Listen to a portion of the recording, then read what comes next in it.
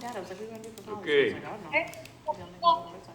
Yeah, I'd like to call the Budget Review Committee to order. It's June 9th, 2022.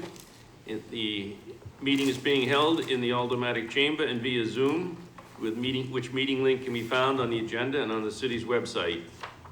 Let's start the meeting by taking a roll call attendance. If you're participating via Zoom, please state your presence, reason for not attending, and the meeting in person, and whether there is anyone in the room with you during this meeting, which is required under the right to know law.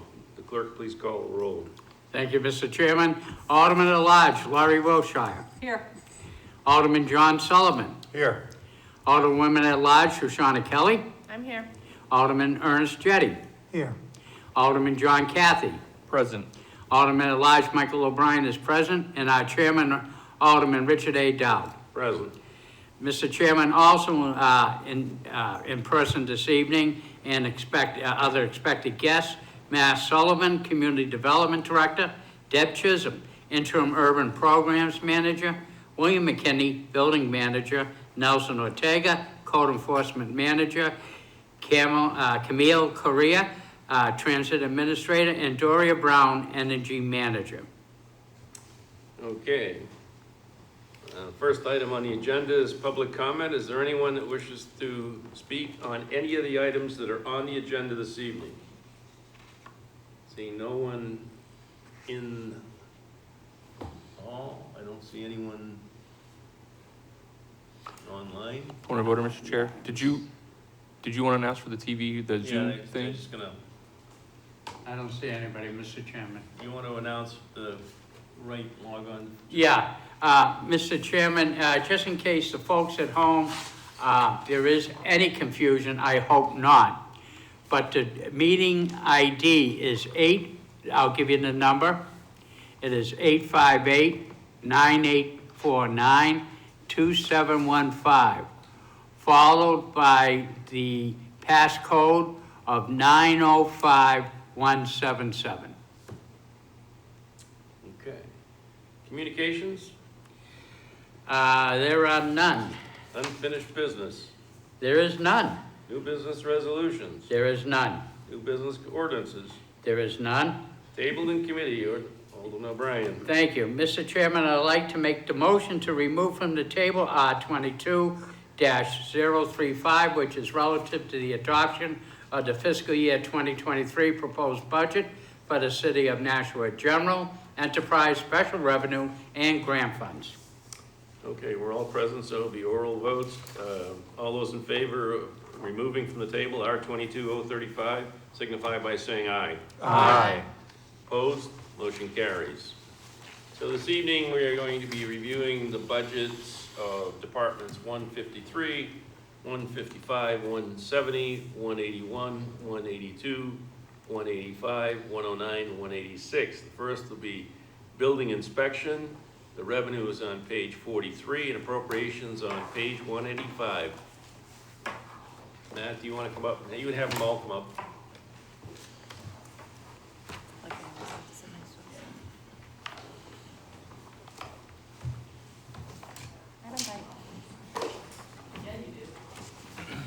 Depends on the day.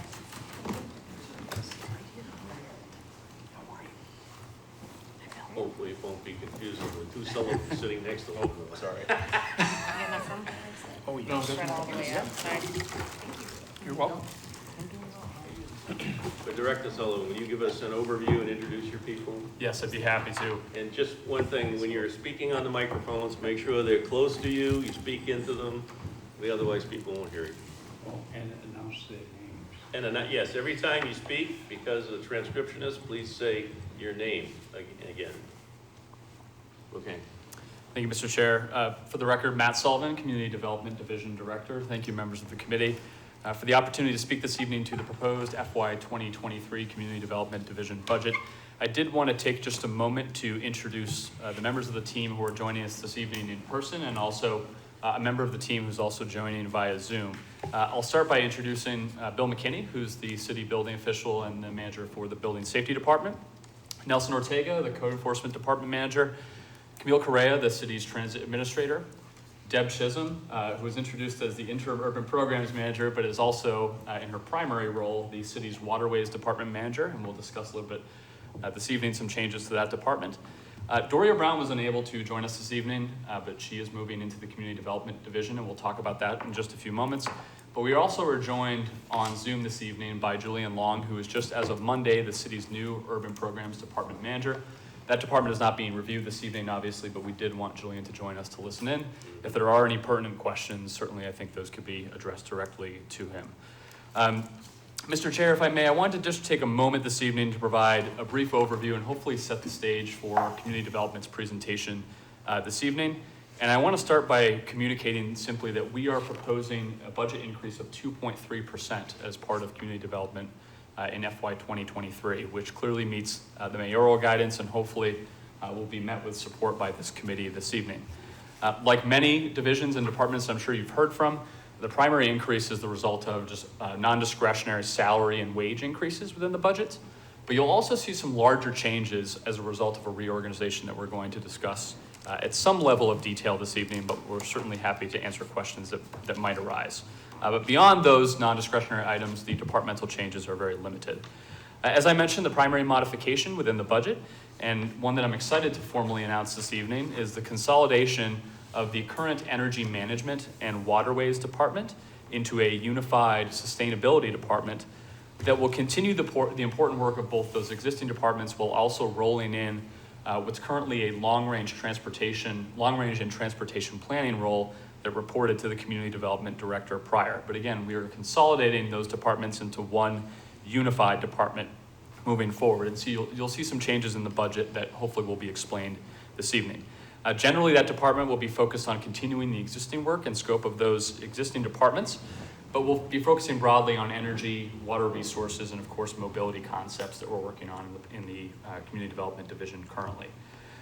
The three existing positions that are being repurposed and reclassified within this new department do incredible work sort of in silos as it stands right now. However, our feeling is that by unifying them, creating a set of collaborative principles under which they will work, we'll only see more benefit and success within the community, and certainly there'll be enhanced support to our important committees that are doing work within the city as well. You will note this evening, as I mentioned, that the Urban Programs Department is not included within the review scope of this evening's meeting. However, if there are any questions outside of this meeting, I'm happy to answer those. Urban Programs is an interesting one that's 100% federally funded, and so I expect there may be some inquiries, and hopefully we can answer those this evening. With that, Mr. Chair, at your pleasure, I'd like to pass it off to Bill McKinney to provide an overview of building inspection or the building safety department, subject to any questions. Mr. McKinney? Excellent. Yes, thank you, Mr. Chair. I'm Bill McKinney. I'm the building official for the City of Nashua, and I manage the Department of Building Safety. So our budget this year for the Department of Building Safety that we're proposing is a total of $817,464, which actually comes into about a 4% increase over last year's fiscal year budget. But you'll also note during our year that we've also seen other increases, and some of the most significant increases are in our permit and inspections area. So permits this year, we saw an 11% increase over last year in just permits alone, which equates to a little over 500 permits more than last year. But inspections is the biggest area. Our inspectional services department, you'll note that in fiscal year 21, we did 5,524 inspections. In fiscal year 22, as of May 31st, we had already conducted over 7,000 inspections for a 31% increase over the last fiscal year. I'm also pleased to announce today that our projections were exceeded this year by $343,497. So, and that puts us in a very good revenue exceeding our expenses position. So I'm pleased to have that information. As far as moving forward with our department, in fiscal year 23, we'll be conducting our biennial fee review that we do. That, if you remember, we instituted that back in 2013, I believe, as a process to do just what we just did, was bring our fees in line with our expenditures so that we're kind of neutral, and that's where we want to be. So, and what I'm proposing, and just putting you kind of, I wouldn't want to say on notice, but just to be aware of, we've seen drastic increases in our workload this year, and I'm actually starting to see that, in some of our staff out front, in the front counter area. And I can foresee in fiscal year '24, if we continue at this rate, that I will be proposing for a part-time position out in the front counter area to help with customer service. That's one area we're struggling in. Our team is doing very well, but with the workload that we're seeing right now, they are by far taking the brunt of the frontline work, and they're doing an excellent job. But it's time that they get some relief as well, so that we can better service our citizens and our clients. And with that, I'd be happy to answer any questions. I think we're keeping you a little busy with city projects as well. Yes, we have quite a few city revenue. projects. Alderman O'Brien? Yeah, thank you, Mr. Chairman. Mr. McKinney, I would be in support of the part-time position, as you say, because can you enlighten us, counter time? Like if I come in with plans and stuff like that, what is the average counter time that a builder sits there? Because his time is money too. When he goes to review to get the proper permits and fees and all the rest. The actual submission process is quite quick with our permit techs. We've moved over to a new software in the last couple of years that helps speed that process up. And then it enters into a review process. We've had some slowdown there this year because of the number of projects that are coming in. We are still averaging anywhere from 100 to 150 permit applications each week, well over 400 permits a month that we're processing through our department. So it's very busy. This is my 10th year with the city, and this is by far the busiest year that I've seen in the city of Nashville. Any other questions? Alderman, I'm sorry, Alderman Sullivan? Thank you, Mr. Chairman. I was reading through your fiscal year '23 objectives, and one of which is a digital transformation of the department. Yes. You had a 4% lift in your appropriation year over year. I'm just curious as to digital transformations can be expensive, can be time heavy. I'm just curious to know where those appropriations are if there is such a large push. And then my second question, if I may be so bold as to ask, what's the progress bar on that? Where are you on that? We are actually doing quite well with that. State your name. I'm sorry about that. Bill McKinney, building official. We are moving in that direction. It's a multi-year process to do that. Trying to transform everyone from paper to digital is proving challenging. We have some long-term contractors that are real firm believers in paper. The problem with staying with paper is that we were running out of storage room. And with the way the laws are in the state of New Hampshire, all the documents that we receive, we review, and we approve, we have to keep forever. So we have documents that are stored in City Hall. There's documents that are stored over at Court Street. There's documents that are stored in the library. So we have documents all over the city right now that we have to keep forever. So moving to digital helps to alleviate that problem from us. Now, as far as storing our paper documents, that's going to be a whole nother project years on down the road. The biggest push that we are on now is to get to electronic plan review. So what we would be doing is receiving documents and plans electronically, reviewing them electronically, and then we'd see the final sets that we'd stamp and then be given back to the contractor, and we'd be storing those plans moving forward electronically. In fiscal year '22, we were able to purchase a digital plan review table. It is not quite it's not up and functioning yet.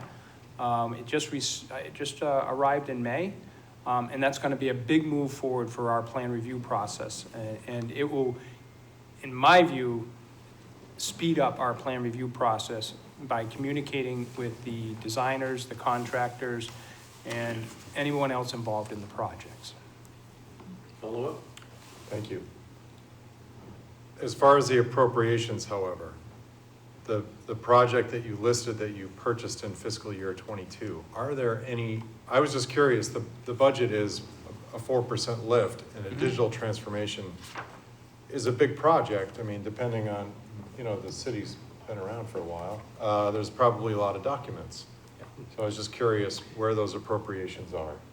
That would Is it be. in overtime? Is it in equipment? I mean, or has it already been pushed through the budget? Mr. McKinney? Bill McKinney with the building official. The 4% appropriate increase this year is really tied directly to salaries and benefits. There's nothing in new equipment there. Again, there was money in last year's overall city budget, I believe out of the IT department, where it was funded to purchase the plan review equipment to move us forward to reducing our paper. Okay. We provide you documentations, paper copy and electronic. I assume the electronics for your retention. Exactly. That is something we instituted, sorry, Bill McKinney again.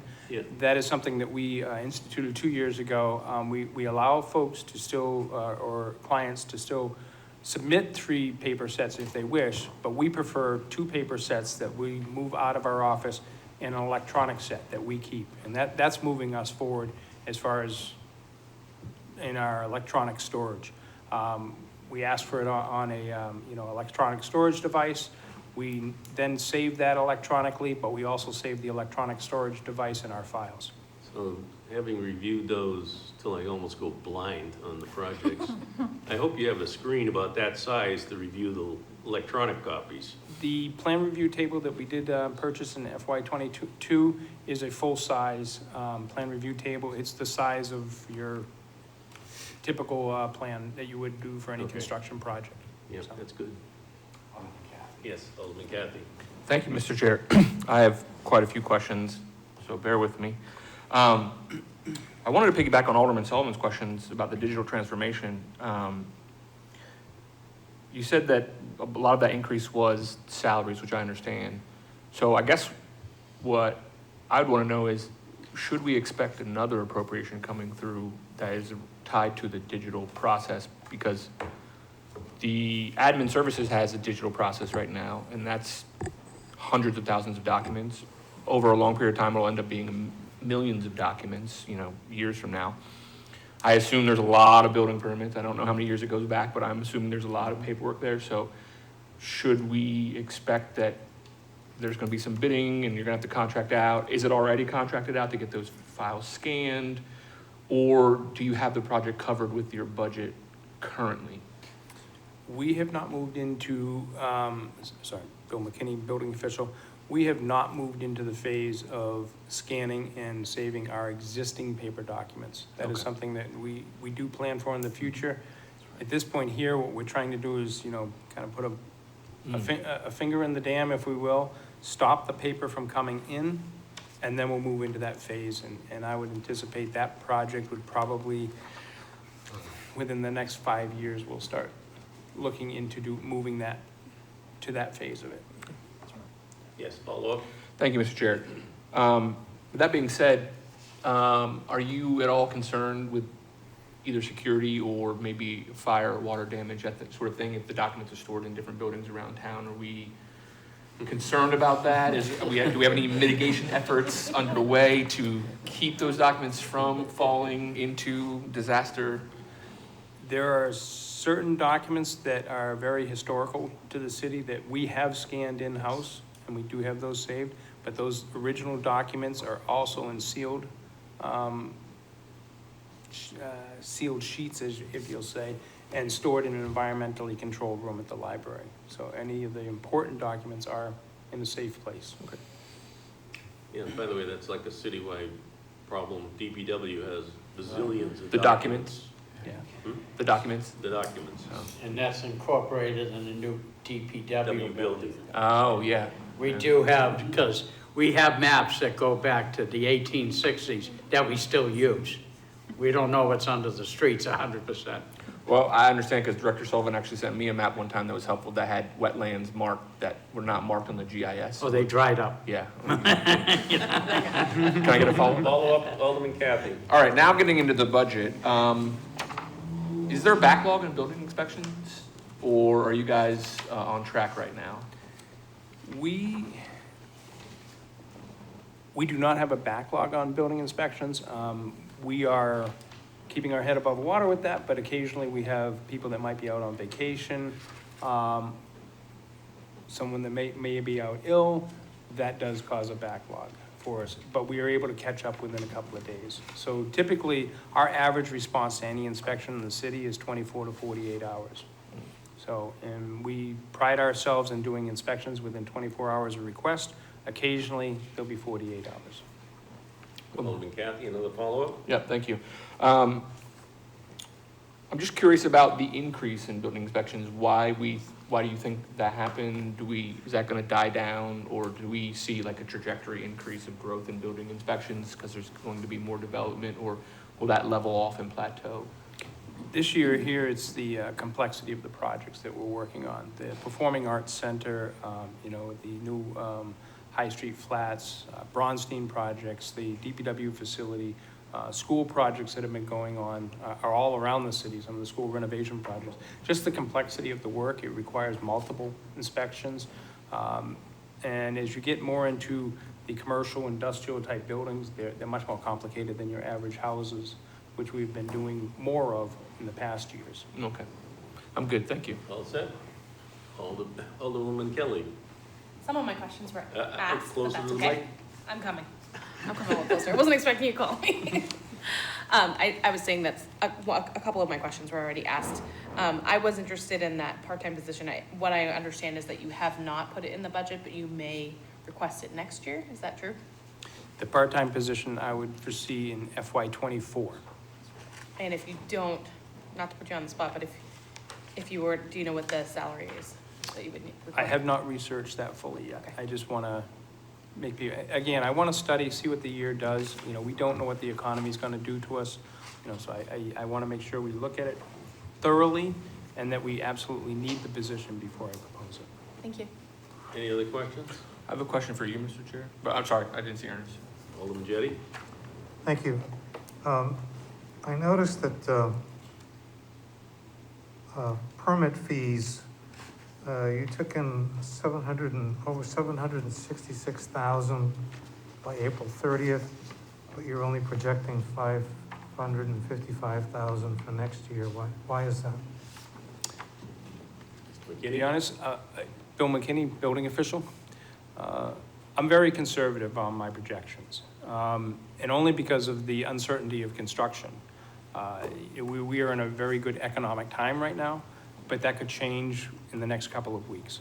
So I like to stay in a very conservative level where we base it on a 4-year average, and then I spend an awful lot of time with our planning department to try and determine what projects are coming down the road and how fast we think those projects will arrive. This year here, we had some larger projects that came in faster than we anticipated, and that would cause that increase over our projections. Okay, thank you. All set, Alderman Jettie? Yes, I am. Thank you. Question for me, Alderman Kathy? Yes, Mr. Chair, thank you. The fee review, would that come to us eventually to be passed through ordinance for? Yes. Okay. Anyone else? Alderwoman Kelly? I'm just gonna ask one more question. So in terms of, I know that one of the things that we've done is kind of look back at different fees and fees that haven't been, raised in a while. Are we pretty in line with other cities in terms of the inspection fees, all of that? Bill McKinney, building official. Yes, I like to try and keep our community in a middle of the road type position. We do comparisons between similar cities, Manchester, Concord, Portsmouth, Keene, but we also look into the communities that are closest to us as well, even the smaller communities, because that's where these contractors, when they work with us, they work in those communities as well, and we like to try and be somewhat consistent. We don't want to be too high, we don't want to be too low. Right in the middle is a nice place to be, and so so part of our review that will happen this year, we'll be doing that. We'll be researching all of those communities again and seeing where their fees stand, and then what we believe our projection should be further. Thank you for the Any very other thorough questions? answer. No, that was very thorough. Thank you. I just want to thank you. You've been very responsive for all the city projects, and I know we keep you very, very, very busy, but you've been very responsive, and the contractors appreciate it. Thank you. Excellent. Glad to hear that. Thank you. Okay. Mr. Sullivan? Director Sullivan, so we don't get this. That's quite all right. Mr. Chair, I'm going to pass it to Nelson Ortega, the Code Enforcement Department Manager. Mr. Ortega. Good evening, Nelson Ortega, Code Enforcement Manager. Our salary is, our budget is actually low this year because we had a senior employee leave the city, and then a grant-funded code officer moved up to the salary position. So my budget is actually down by about $7,000 because of that salary change. Other than that, we're strictly, any other kind of increase was strictly contractual. So other than that, I don't have much unless anyone has any questions. Questions? Alderman Kathy? Thank you, Mr. Chair. Curious about the violation revenue. One, it looks like our city does not violate a lot of code enforcement issues, but maybe I'm incorrect. And if so, are we going after those fees, or are we sort of struggling? We don't have the people to sort of go after the money? Nelson Ortega, Code Enforcement. No, when we started the violation, the citations portion of it, that was strictly an enforcement tool. We didn't begin that program it was more an incentive to get individuals to comply, because compliance is our #1 goal. So we do receive a lot of compliance. This year is probably one of the years that we've issued less violations because we've had more compliance. But then we've also had the COVID issue, and we were dealing with a lot less complaints coming in. So the code officers, weren't going out as much to do home inspections versus exterior. But as far as the obtaining it, going after it, yeah, the city does. I think we've gone through the legal department in the past when we have someone who doesn't decide to pay. For the most part, most individuals do pay. We have a handful that might end up letting the fine double. Like this $500 that it shows in that budget is probably because 1 or 2 people hadn't paid, and it's doubled from $50 to $100. Alderman Kathy? Thank you, Mr. Chair. Do you expect to fill those positions that you lost, or are you staffed appropriately currently? Nelson Ortega, Code Enforcement. No, we expect to fill the position. What we did is the code officer who took the city-funded position, who was half grant funded, is now there. So we now have to fill the grant position, and it's my intention to fill that. Okay, thank you. All set. Any other questions? I have a question. Oh, Mr. Sullivan. Thank you.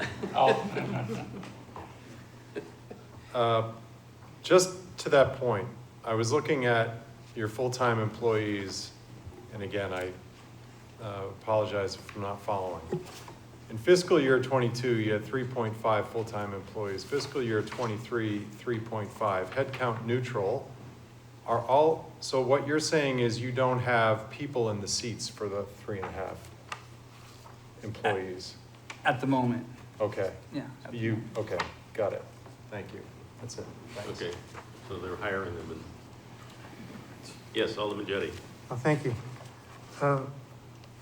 So we've had this conversation before about how your department is complaint-driven.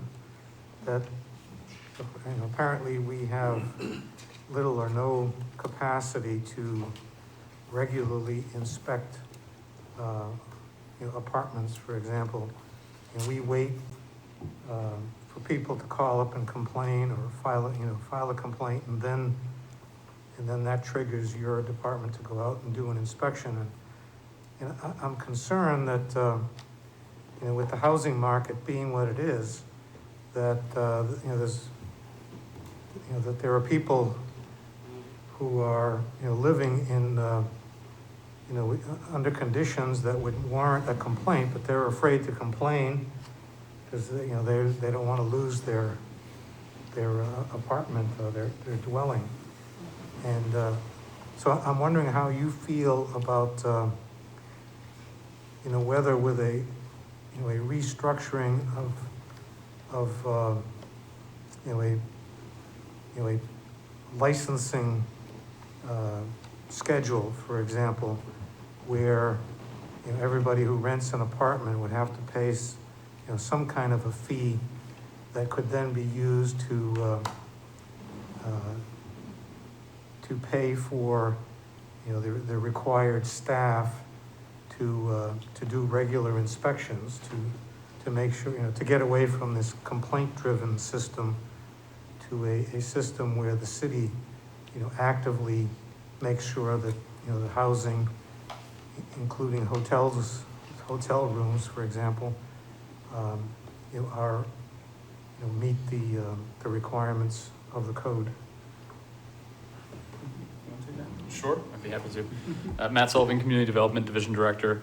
Alderman Jettie, you're absolutely correct. We do operate under a complaint-based enforcement system, and without question, that results in limitations in how effective we are, I think, as a city in pursuing code enforcement cases. I would say to both the idea of a regular or structured residential inspection, it's been investigated by the city in the past, and ultimately the conclusion was that it would require the addition of 2 to 3, if not more, additional code enforcement officers in order to perform that licensing process. And so we're certainly willing to explore that again. It's really a result of lack of appetite and understanding of fiscal constraint that we have not pursued it at this time. Certainly, I think that goes the same for any more proactive enforcement. It would require additional code enforcement officers to actually execute that as our process. We are happy to explore it, but the budget that we're presenting this evening does not reflect additional code enforcement officers to actually perform those functions. Certainly, if that's something that the Board of Aldermen are interested in pursuing collectively, we'd be willing to be a part of that conversation, but it's not included within the budget this evening. Okay, thank you. All set? I think that, Yeah, I just have one. go ahead, Alderman O'Brien. Yeah, thank you, Mr. Chairman. I do just have one comment, and perhaps Mr. McKinney and Mr. Ortega can answer. But this is like to Alderman Jettie. They have other partners, and you don't forget too, the fire department that goes into these structures that basically see. And a good firefighter, and we have good firefighters, so lieutenants and captains and deputy chiefs, they see something that is a violation, they immediately report it. Nobody wants anything to happen on their watch. And so that gets done, and they work in the team. And also we have what you may call the inspection division within the fire department that works together with these and to assist and help out. So there's a lot of community involvement between multi-agency that assist them. I don't know if you want to comment, but I'll let you. No, Nelson Ortega, Code Enforcement. No, that's absolutely correct. We get notified if a fire team responds to a unit and they find that it's whether they find hoarding conditions or electrical issues or construction issues, we do get notified of that, and that gets taken care of either by the building safety department if it falls under their guides, or we'll take care of it. We work closely with the fire marshal, who also investigates, and we work closely with the police. And we'll even get notifications from EMS, the ambulance company, if they end up going to a call. So we do get quite a bit of referrals that way when these individuals go into those homes. So it does work out in the long run. All set? No. Okay, I was just gonna say, those of us that have been around for a while in the Aldermanic Chamber, as Alderman Jettie was pointing out, we've had discussions for a number of years about the fact that we probably don't have enough code enforcement people. Like I remember years ago, we had some problems with car sales people not paying attention to ordinances. Again, that you're sort of complaint driven and do a good job when you get a complaint and go out and take care of it. But if we would be proactive, you'd need more staff.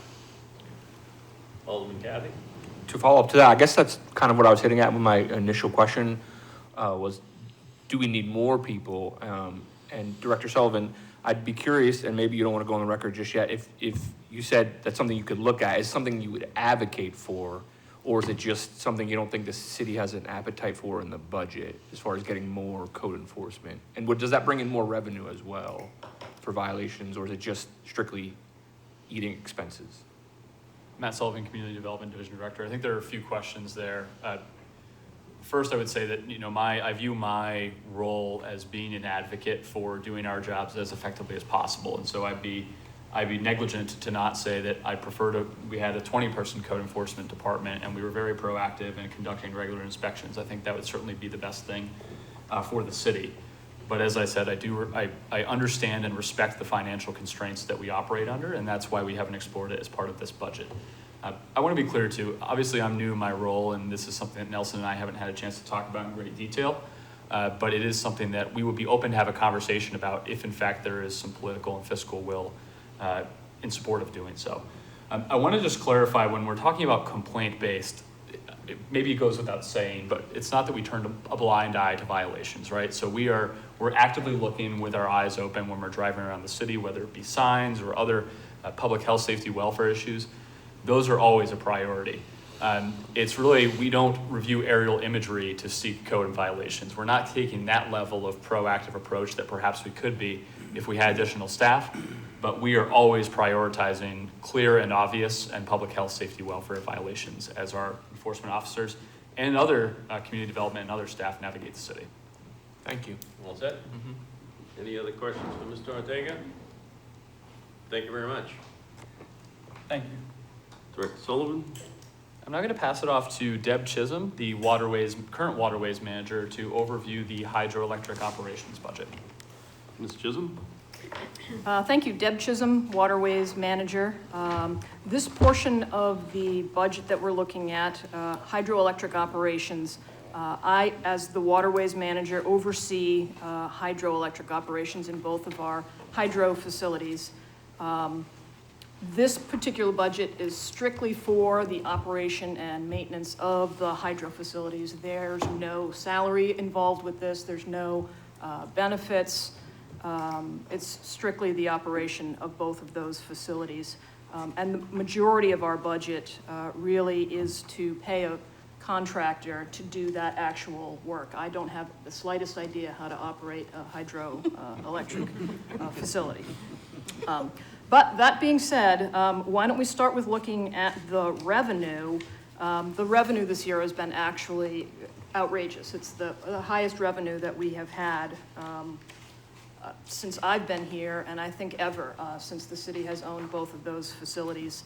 You can thank the rainfall from last July and October for really boosting the revenues. I think what you have in front of you is about $1.466 million in revenue as of the end of April. We're currently at about $1.7 million as we speak. So even today, with a little bit more rain, adds a few more dollars to the bottom line. So that's where we're at right now. But despite that really great number for revenue, really looking at revenue for next year to be similar, if not maybe a little bit more, to the revenue that we had originally budgeted for fiscal year 2022.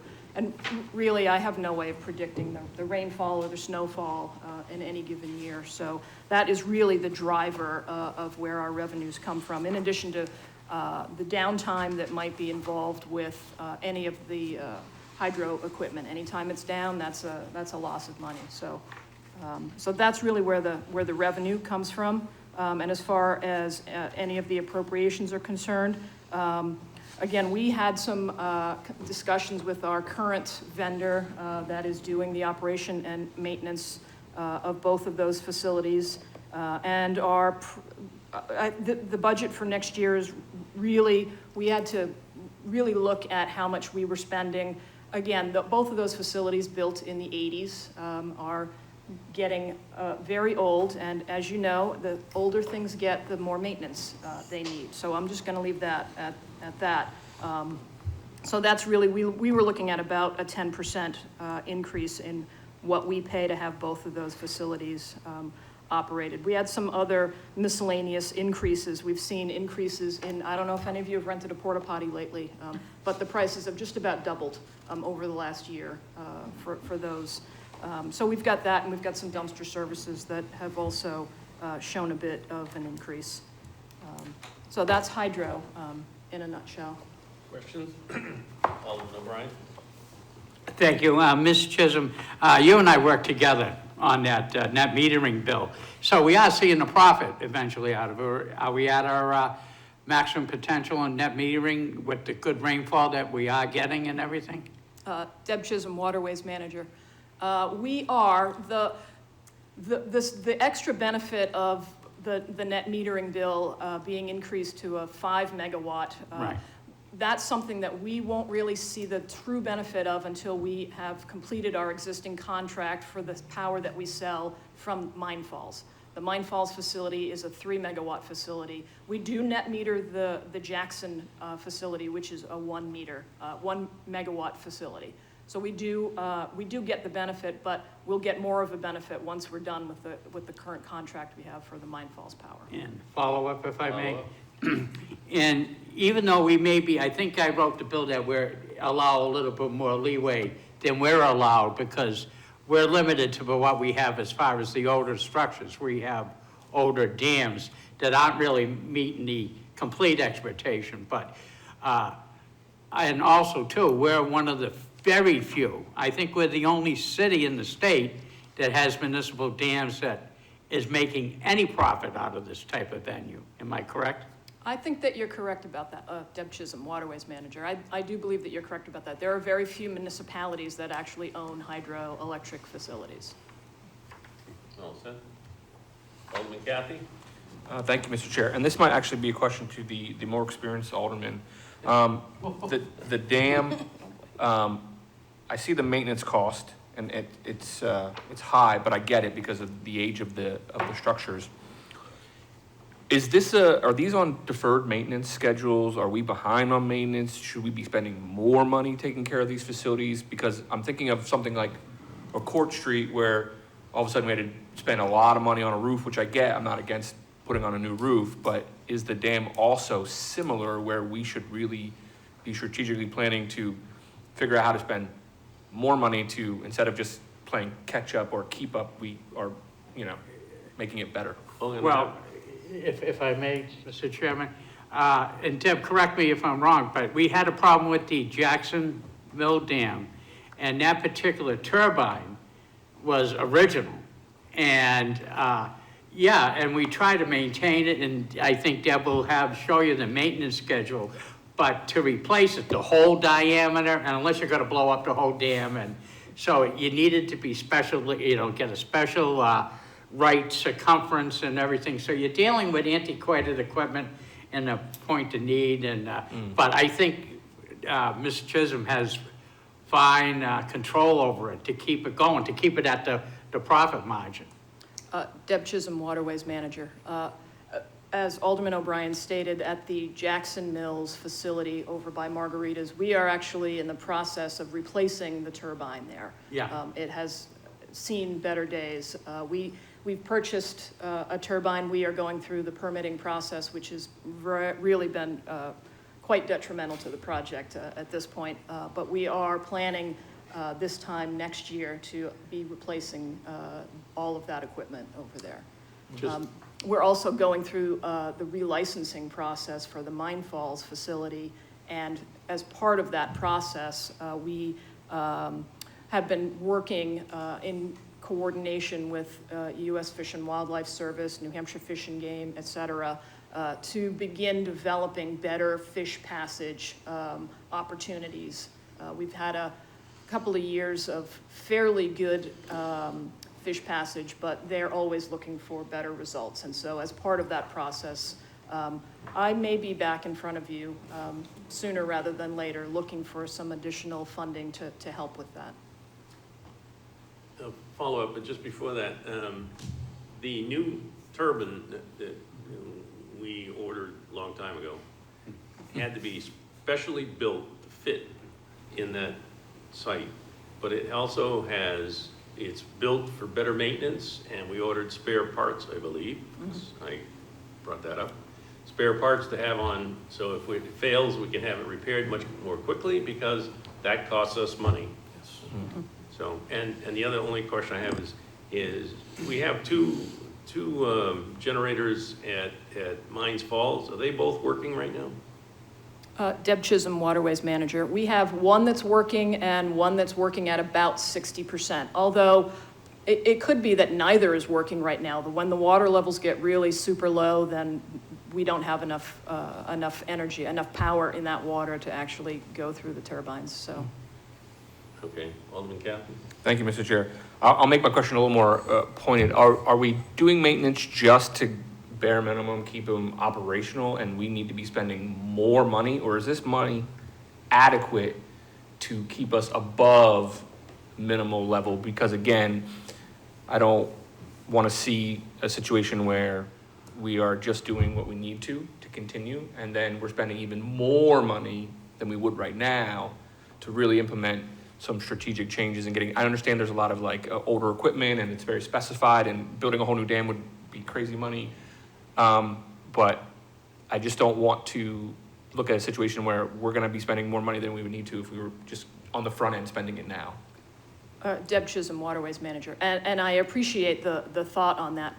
That was the reason that we were changing out the turbine at Jackson, was to be proactive. It has worked. We've, cobbled it together with some duct tape and string every once in a while, but to be honest with you, that was the whole idea was let's hurry up and replace that turbine. Which did really require a commitment from the Board of Aldermen and the mayor to say, okay, if we're going to spend that kind of money, we're in this for the long haul. So as far as the Jackson Mills hydro facility, by the end of 2024, we should be completely up and running with a really fantastic facility. And that being said, then we will turn our thoughts to Mine Falls to see, okay, exactly what is it we're going to need to do for maintenance and for parts replacement in order to make sure that this facility is staying up and running. Ultimately, those two turbines there will need to be replaced at some point as well. Thank you for your thorough answer. I appreciate it. Yeah, and also, again, we have a private company that we hire to maintain these, and isn't part of their requirements to make sure these things are running? Deb Chisholm, Waterways Manager. Absolutely. They are experts. They own at least a dozen other facilities. I think our facility, they previously were the owners of the Jackson Mills hydro facility, which the city then purchased from them to their dismay. But they have been really fantastic with sticking with it, and they are experts in that field. They know exactly what they're doing, and they will come to me and say, hey, this stuff is looking like it needs to be repaired. We've got a little bit of money in our bond account that we had put together a few years ago to help with expenses like that, so. Okay, all set, Alderman? I think I had Alderman Jettie first. Thank you. So I'm a little confused, I guess. So exactly what is the status of these two dams? Is Jackson operating? Is it generating electricity right now? And is Mine Falls? You said something about one turbine at Mine Falls was at 60%, and then you said something about you can't control the water level and the force of the water, and it might be down, not generating anything now.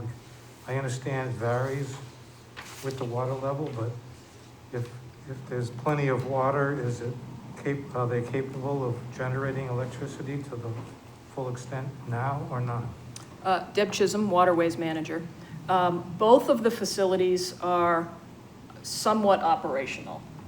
Like I said, the facility at Mine Falls, if there was full water, you'll see that our power generation in the summer, because the water levels are lower, our generation is less in the summer than it is, say, in the fall and in the early spring. When you see the rivers really raging, then that's really good power generation for both of those facilities.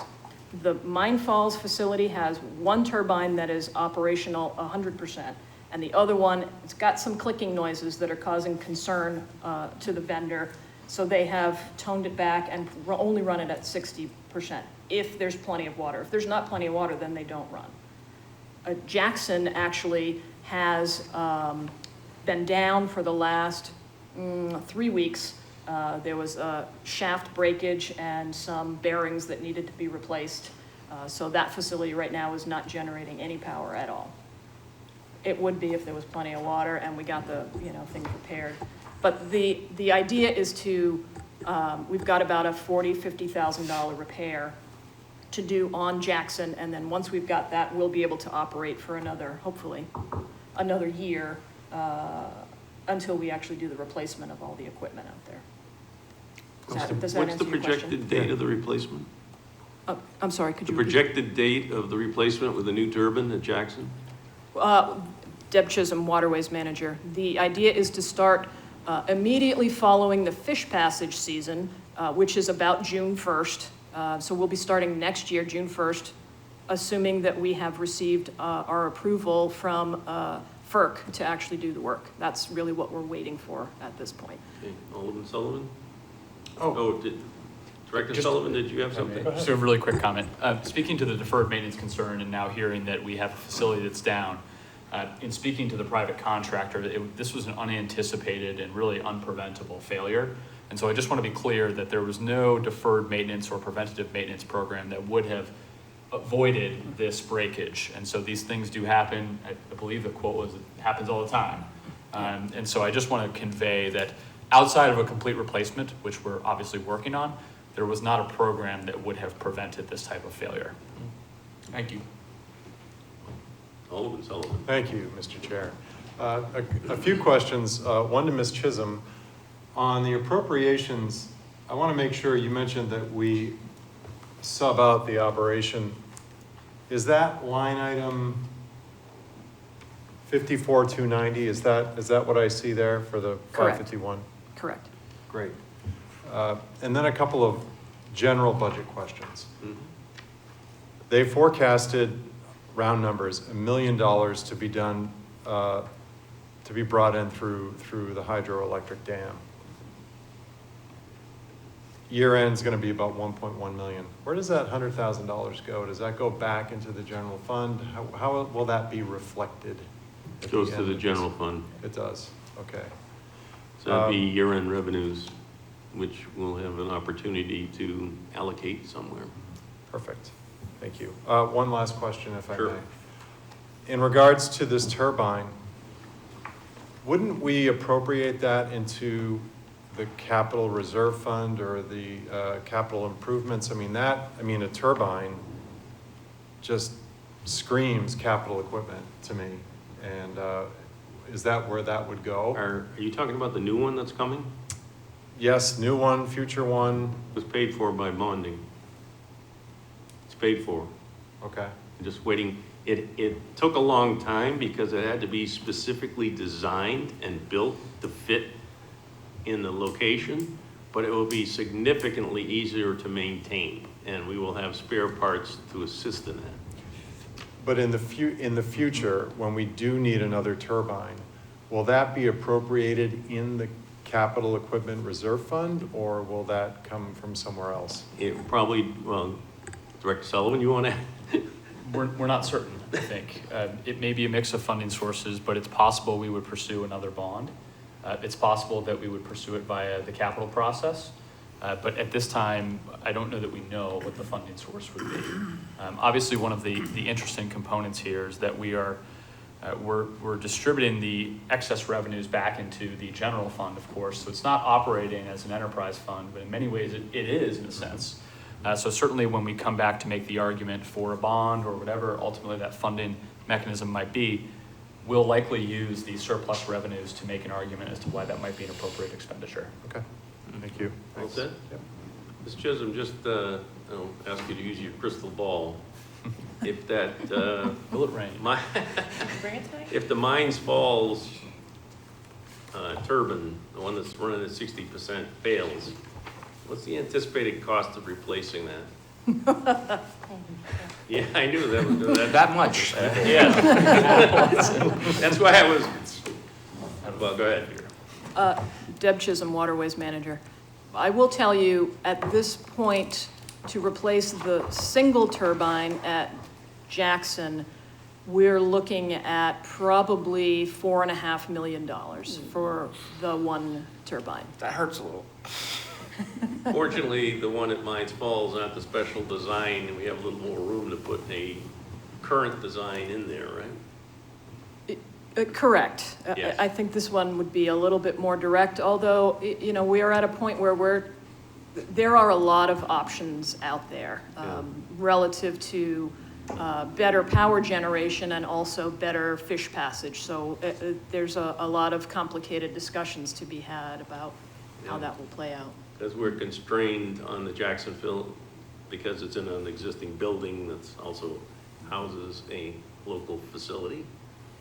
Alderman Kathy? I have a question for maybe you or the other members. The waterways, are they under local jurisdiction and control, or do they also have to be maintained up to maybe a state law standard? And the reason I'm asking is, if it falls under some sort of EPA or state sort of level jurisdiction, then I would think that maybe state funds would come into play as well as far as grants if we needed to get a turbine. You're a riot.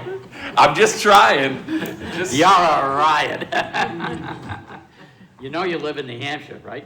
Hey, I'll take a shot at the dark.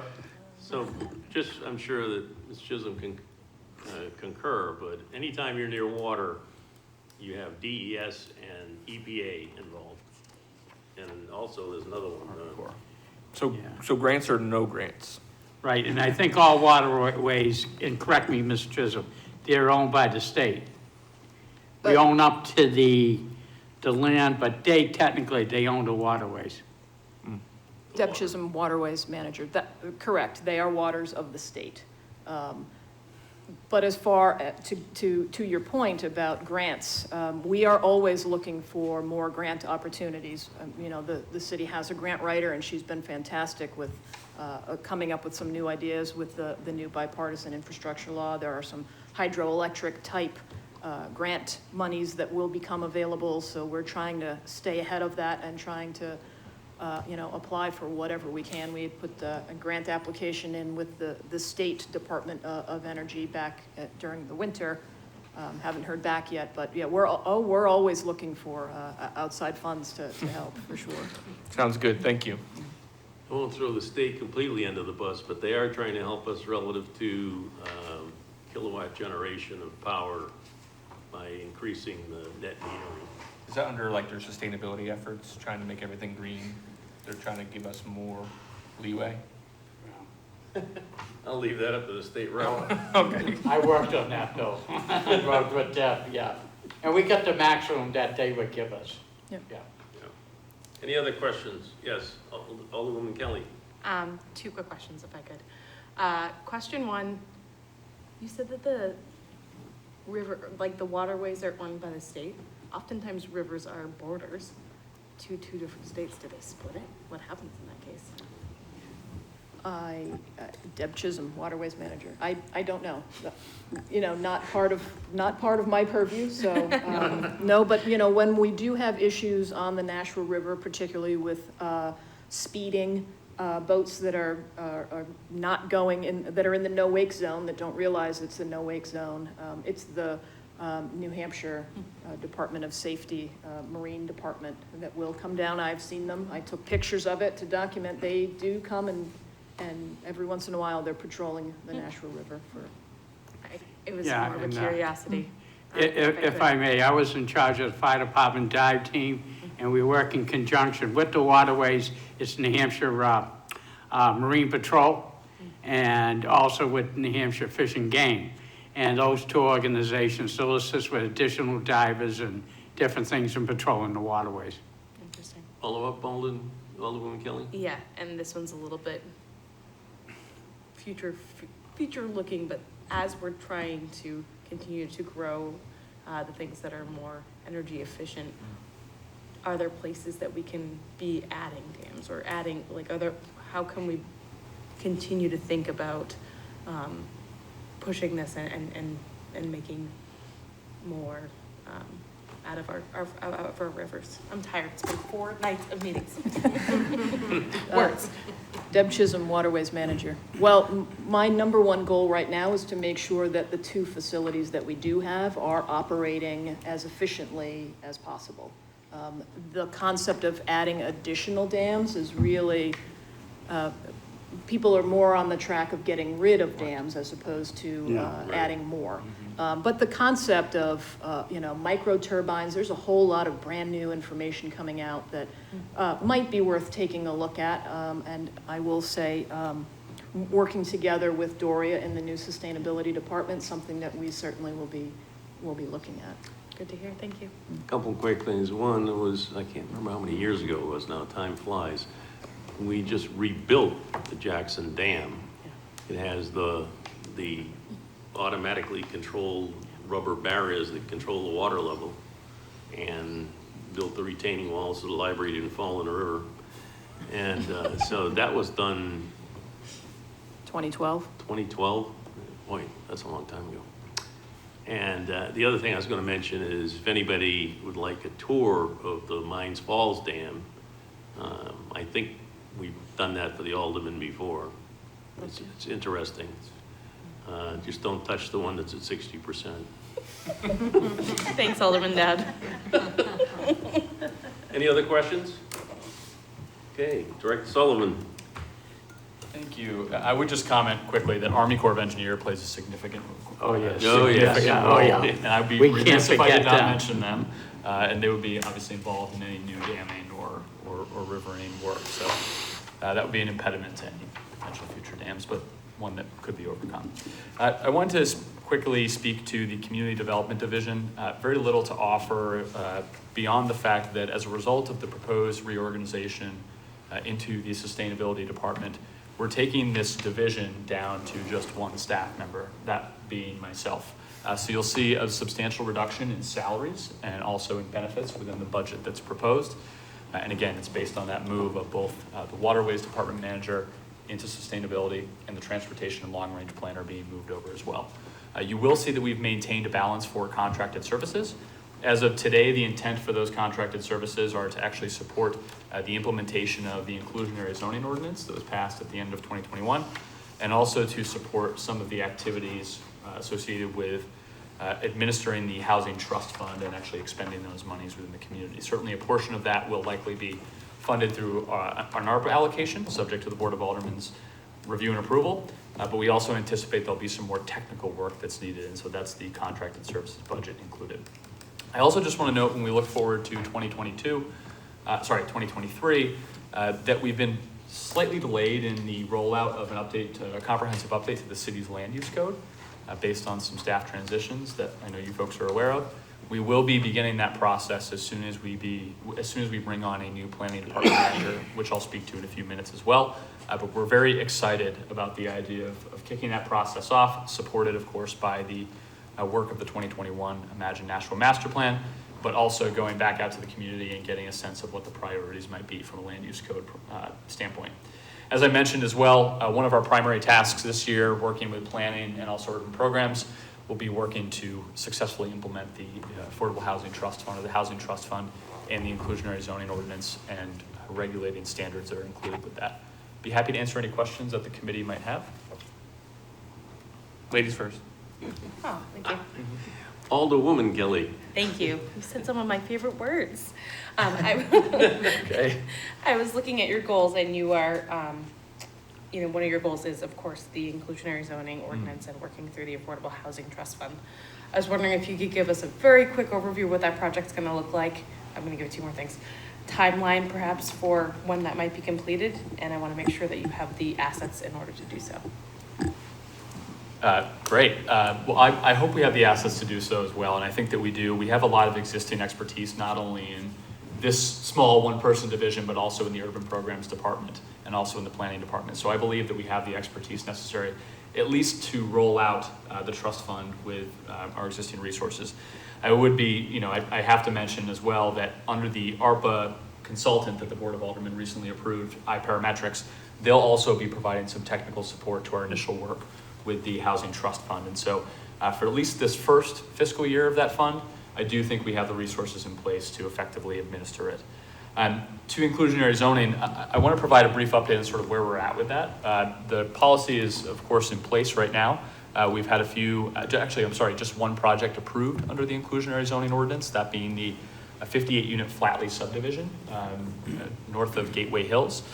But one of the things that we're working on right now, and really our next step in the process, is creating the regulating standards that will be adopted by the planning board that dictates specifically how different income limits are calculated, reliant upon household size, bedroom size, utility costs, all of those factors that determine how we actually determine the affordability of units. The planning department is currently working on those standards. My expectation is they'll be provided to the planning board in the next 2 months for their review and approval, which the timing is critical as we actually see these projects start construction. But effectively, the inclusionary zoning work is in place for now. What I would say, however, is even as of this point in time, we've identified some areas of concern and further study within the existing ordinance that we have come to light as a result of working with project developers. So we understand a bit more about some of the challenges of financing when it comes to requiring these inclusionary zoning units. And so it's possible that there may be modifications to the ordinance coming back to the Board of Aldermen in the near future. So it will ever be a work in progress, Alderwoman Kelly. But right now we are comfortable with the policy that's in place. It's going to be a matter of actually communicating it to the development community effectively and creating those standards that will ultimately govern what the unit costs will be. Great, thank you. All right. Alderman Kathy? Thank you, Mr. Chair. Director Sullivan, I feel like some people in Nashua have a little bit of downtown fatigue. As far as developing downtown, there's been a lot of emphasis on downtown. I understand why, because of the revenue generation. I get that. I'd be curious to hear from you where you think you might go next as far as developing areas, which corridors your department is going to start focusing on. Are we going to hear more information about that? Because I really do think people are starting to think we're just worried about downtown, and I'd like to hear more about DW, Amherst, sorts of things. Sure. Where do you think you're going to go? Yeah, absolutely. For the record, Matt Sullivan, Community Development Director. Luckily, we have a great roadmap, and that's the master plan that, if I could point to this map, I would. And many of the corridors and areas of redevelopment and development opportunity are identified therein. You mentioned a few. You've thrown me a softball by mentioning those. The Amherst Street corridor, and I would say individual areas within the Amherst Street corridor are developing in different ways. We're seeing the injection of more residential in the side street areas of the Amherst Street corridor, which is something that was a bit unanticipated.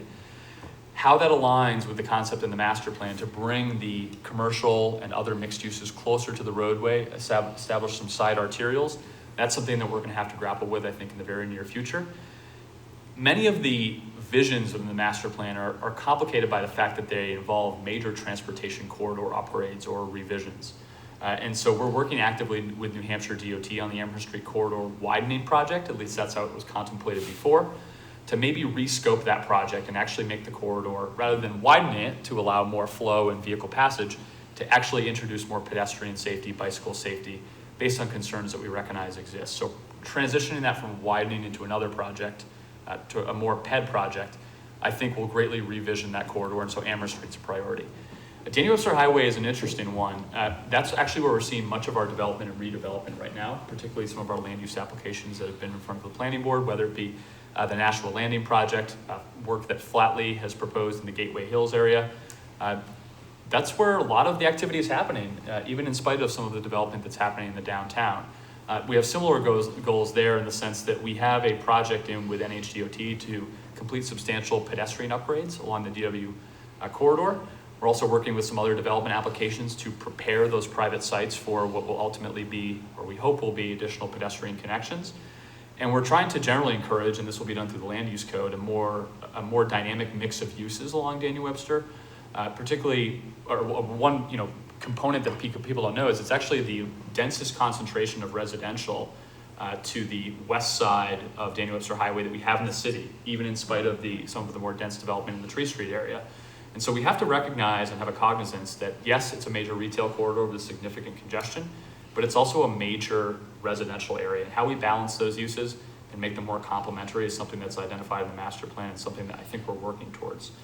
And the one that I would mention last, but there are certainly others, is the East Hollis Street corridor, where again we have this intersection between redevelopment and development activities and a major transportation project, that being the redoing of the Bridge Street intersection there and a reconfiguration of that from a safety perspective. We also have hundreds of units that are either recently built, under construction right now, or potentially could come online in the East Hall Street corridor. And then add in this little thing called passenger rail and the potential of bringing that to Crown Street. And that quickly becomes an area that's going to grow and change in the future. Add in the fact that we're bringing the Heritage Rail Trail East project out there in 2023. And I think I'll stop there, but there are a lot of things going on. And so all of those involve something other than the downtown.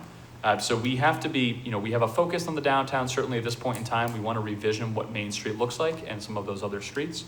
But we need to be constantly aware of development trends in other areas of the city and not keep our blinders on. Thank you, I appreciate it. All set. Any other questions? Alderman Sullivan? Just one question for Director Sullivan. Overall, I know that you created a new department under your division. Just headcount in general, is it neutral? I mean, your budget's only up 2.5%, so. Headcount is neutral. Okay, and are you fully staffed? Well, I know one department isn't, but how are the others doing? We are not fully staffed. We're getting there. We had a substantial amount of staff transition at the end of 2021. We're currently in the process of looking obviously for a new code enforcement officer for Mr. Ortega. We're also in the process of hiring for a replacement for me in the planning department, a planning department manager. And lastly, we are hoping to bring on someone to fill the position of transportation and long-range planner, which is one of those that's being moved over into the sustainability department. We recently lost Julie Chismus from that role, and so we're looking for those 3 positions, and I don't think I'm missing any. I would note that in the transit department, we're also looking for some staff, particularly our utility workers, as we refer to them, that have a lot of critical duties when it comes to maintaining the buses. We need some folks there as well. Okay, thank you. Alderman Jettie? Yeah, thank you. I know you're short-staffed, you're in transition, there's been a lot going on. But I was really surprised, when I was watching the planning board meeting the other night to, I don't know if everybody knows this, but we do have an ordinance that says, once there is a rezoning in process, that the planning board can hold off on approving projects. But until that rezoning, so proposing a zoning ordinance, until that happens, we're kind of, subject to what happened, what I saw happening the other night. We've got this great master plan, but we haven't changed the zoning yet. So I was really surprised, to find out that near this Henry Hangar building that is approximately 100 apartments going in there, and I know there are other areas there, the so-called rail yard district, where the mayor has been wanting additional housing. So evidently there's an area there that's zoned industrial, and somebody's wants to put in an asphalt plant in the shadow of these new apartment buildings. And so I don't know if I'm accurate about that, but we got to start this zoning process a couple of weeks ago, I think. A couple of months ago, Matt Sullivan, Community Development Director, you're absolutely right. We're in this odd middle ground where we have a master plan that in some areas, and particularly the East Hall Street corridor is one of those, the proposed uses and the recognition of opportunity are very misaligned from what the underlying zoning is. And this is particularly problematic in areas where the city had installed zoning that was very liberal and intended to incentivize growth and redevelopment. We're now seeing that growth and redevelopment, but we don't have adequate design standards and other standards in place to effectively regulate what's being proposed. And so we've been successful in the sense that things are happening, but because of this gap in timing, we don't have the appropriate regulations in place to stop projects that do not align with the master plan. So I get anxiety when you talk about it because the other evening it's a very frustrating place to be. All the more need to bring our departments up to full staffing and get that process started. And, I would openly admit that that is a project that has fallen by the wayside and one that really shouldn't have. And we need to begin as soon as possible. Thank you. Alderwoman Kelly? I like to ask big questions. Ready? So Ready? I know we have this master plan. I know we have, a critical need for housing. Really interesting to hear you talk about neighborhoods that are going to shift from potentially being retail. The very first apartment we had was right behind the McDonald's at exit 1. We lived there exactly 1 year because it was not walkable, and it was, I was like, oh, I'll be able to walk to the mall. No, not at all. But, so my question is, as we're thinking about these things, as part of our master plan, are we also thinking about the types of costs that the city will incur because of those shifts, right? So Yeah. we're gonna need more pedestrian walkways, we're gonna need more lights, we're gonna need more sidewalks. Are we thinking about that as we're, growing these types of developments in our city? We are, Community Development Director Matt Sullivan, we are, but I'm not sure that we're doing enough. I think we need to be self-aware as a municipality that we haven't necessarily supported our existing infrastructure to the level that we'd like. And so the idea of bringing additional infrastructure on board as part of private developments is something that concerns me. We are, I think, in our new model of development review, shifting more of those responsibilities and those costs onto the development community, which I think is a very wise thing that we're doing, and making them more responsible for infrastructure improvements, whether front door or not, that they need to do as part of their project. But what I want to speak to is that we're currently, with the mayor's support, we're actually working with New Hampshire Housing Finance Authority on a detailed analysis of how different densities and land use impact our ability to fund infrastructure maintenance and expansions in the future. And I'll be excited to bring that to you in several months, and perhaps even as much as 9. But that will actually give us a nice general analysis, but detailed to Nashua and specific to Nashua, about the implications of the type of development that we're doing and just how it impacts the infrastructure costs that you're talking about. The conclusion won't be shocking. It will be that dense development is easier when it comes to supporting infrastructure long-term. Further development of single-family residential or the like either requires substantial investment from the development community or ultimately private control of infrastructure, or it will require more municipal investment to ensure that that infrastructure is kept up long-term. A single-family subdivision is far more costly to the taxpayers of Nashua, with all of the roads and other associated utility infrastructure, than a multi-family building in the downtown. That said, we recognize there's a need for both. And so it's going to be striking the balance between those two that we need to strive for. But it's certainly something that particularly City Engineer Hudson and Director Foto and I have been talking about recently. We need to be prioritizing development in areas where infrastructure capacity already exists, not in areas where it doesn't. All set? If I could just comment back, it's interesting to hear you say that, we're trying to work with development to make sure that that infrastructure is in place, because I know that hasn't been historically the case. If I may just quickly, Mr. Yes. Chair. Absolutely, and I think there's a development community shock there to an extent, but fortunately with our geographic location, we're able to sort of pull the trends from the state to our south and sort of pull those into New Hampshire, and so they're seeing that shift in Massachusetts, and so a lot of our development community are familiar with this shifting of shifting of infrastructure responsibility onto the private development community. So it's been a little bit easier for us than I expect it might be for other New Hampshire municipalities that are grappling with this. Thank you. All set. Any other questions for community development? Just one thing, I know the zoning redo was thought about when the first time your predecessor, Director Marchand, came into office. The problem was they didn't have the budget or the bandwidth to do both the master plan and the zoning at the same time. And we have chipped away at the zoning, and it'd be interesting to pull all that together. Like one of the first overlay districts was on Amherst Street. I have a distinct interest in Amherst Street.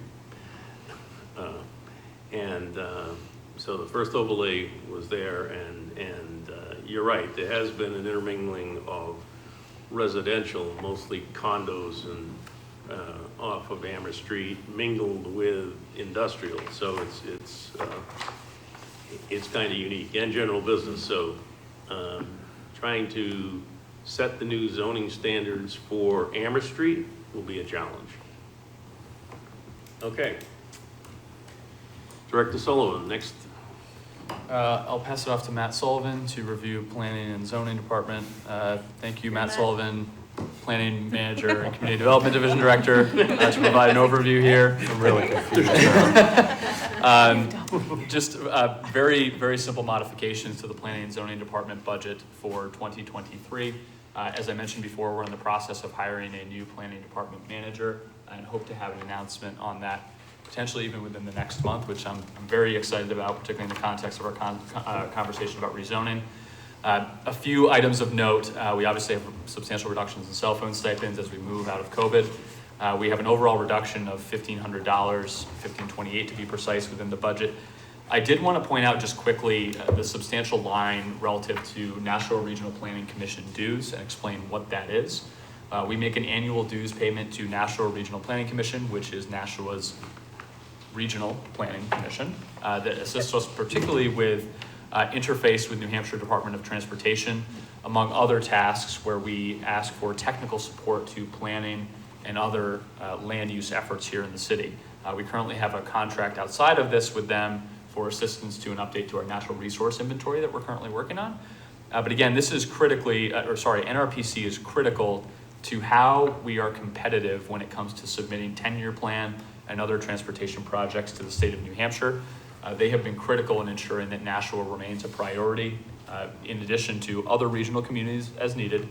But they've been wonderful in ensuring that our interface with DOT is smooth and keeping us informed about potential modifications to the 10-year plan as well. And so I wanted to explain that dues payment. There's a real service that's provided there. It's not simply a check that's written and goes away. Jamie Carra and the staff at NRPC have been tremendous, and Camille Correa actually sits on the executive committee and serves on the TAC as well. And if there are any questions about their activities, I'm sure that Camille would be able to comment as well. Questions? Alderman Cathy? Thank you, Mr. Chair. Director Sullivan, on the revenue side for planning and zoning, Yes. I know that we're obviously undergoing a revision of the land use codes. All these line items listed under license and permits, are they all underneath the land use code and therefore are not up to date and then will be restructured? Or are they in other areas? The reason I'm asking is I want to know if the fees are up to date or if that revenue line could be higher. Matt Sullivan, Community Development Director. That's a great question. I expect you may have done a little bit of research in advance of that question. So the answer is that yes, the fees are set within the existing land use code. The fees have not been updated as regularly as they have in the building department. And so I expect that we are out of alignment with comparable communities and our neighboring communities as well. It's certainly something that we need to do. The intent when I arrived with the city is that it would be done in concert with the land use code, just the process that you spoke to. Unfortunately, with the delay, I expect we fall more and more out of line with our neighboring communities and comparable communities. But yes, they are codified within the land use code, those fees specifically. Follow-up question? Thank you, Mr. Chair. You really expect the fees, the revenues to stay flat, given all the development that's coming? I know there's a lot of, I know the Flatley thing was on hold and there's a lot going on, but I do know there's more development coming. So is it really going to be flat, or are you being conservative in your projection? It's a mix. Matt Sullivan, Community Development, it's a mix. It's actually interesting when you look at our actual through 4/30. I was surprised to see where we're at from a revenue perspective, that we really aren't pacing, are not outperforming what we projected. I think there are a few factors there that lend themselves to that, but I am being conservative. We are likely going to end at above our 170,000 that was budgeted. I am not comfortable adjusting the revenues up to 180 or wherever we end up in fiscal year 2022.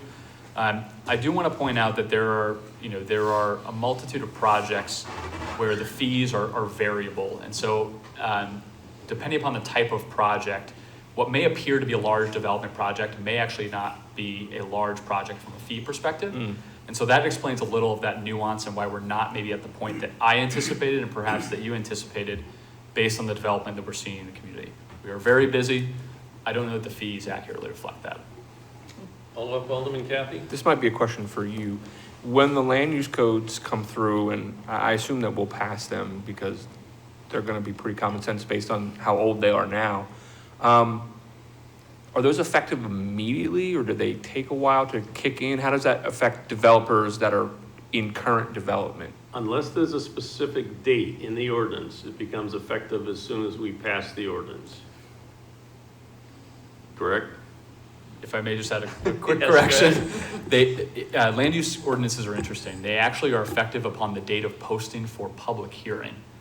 So in the event that we have a version of the land use code ready, and we've scheduled a public hearing a month out, it's actually the date of public hearing or the date of posting of public hearing where those codes become effective. The next question would be, well, what happens in that interim period if a project is submitted? It actually has to adhere to the new land use code. If the amendment were to not pass, you would revert back to the existing land use code. So we really won't be prepared to post a public hearing until we have a really good handle and have a good sense of how the community and the Board of Aldermen are going to react to whatever we're proposing, just for that reason. Any project that would be submitted in advance of that public hearing posting date would be protected, invested, and would be held under the old land use code rather than the new.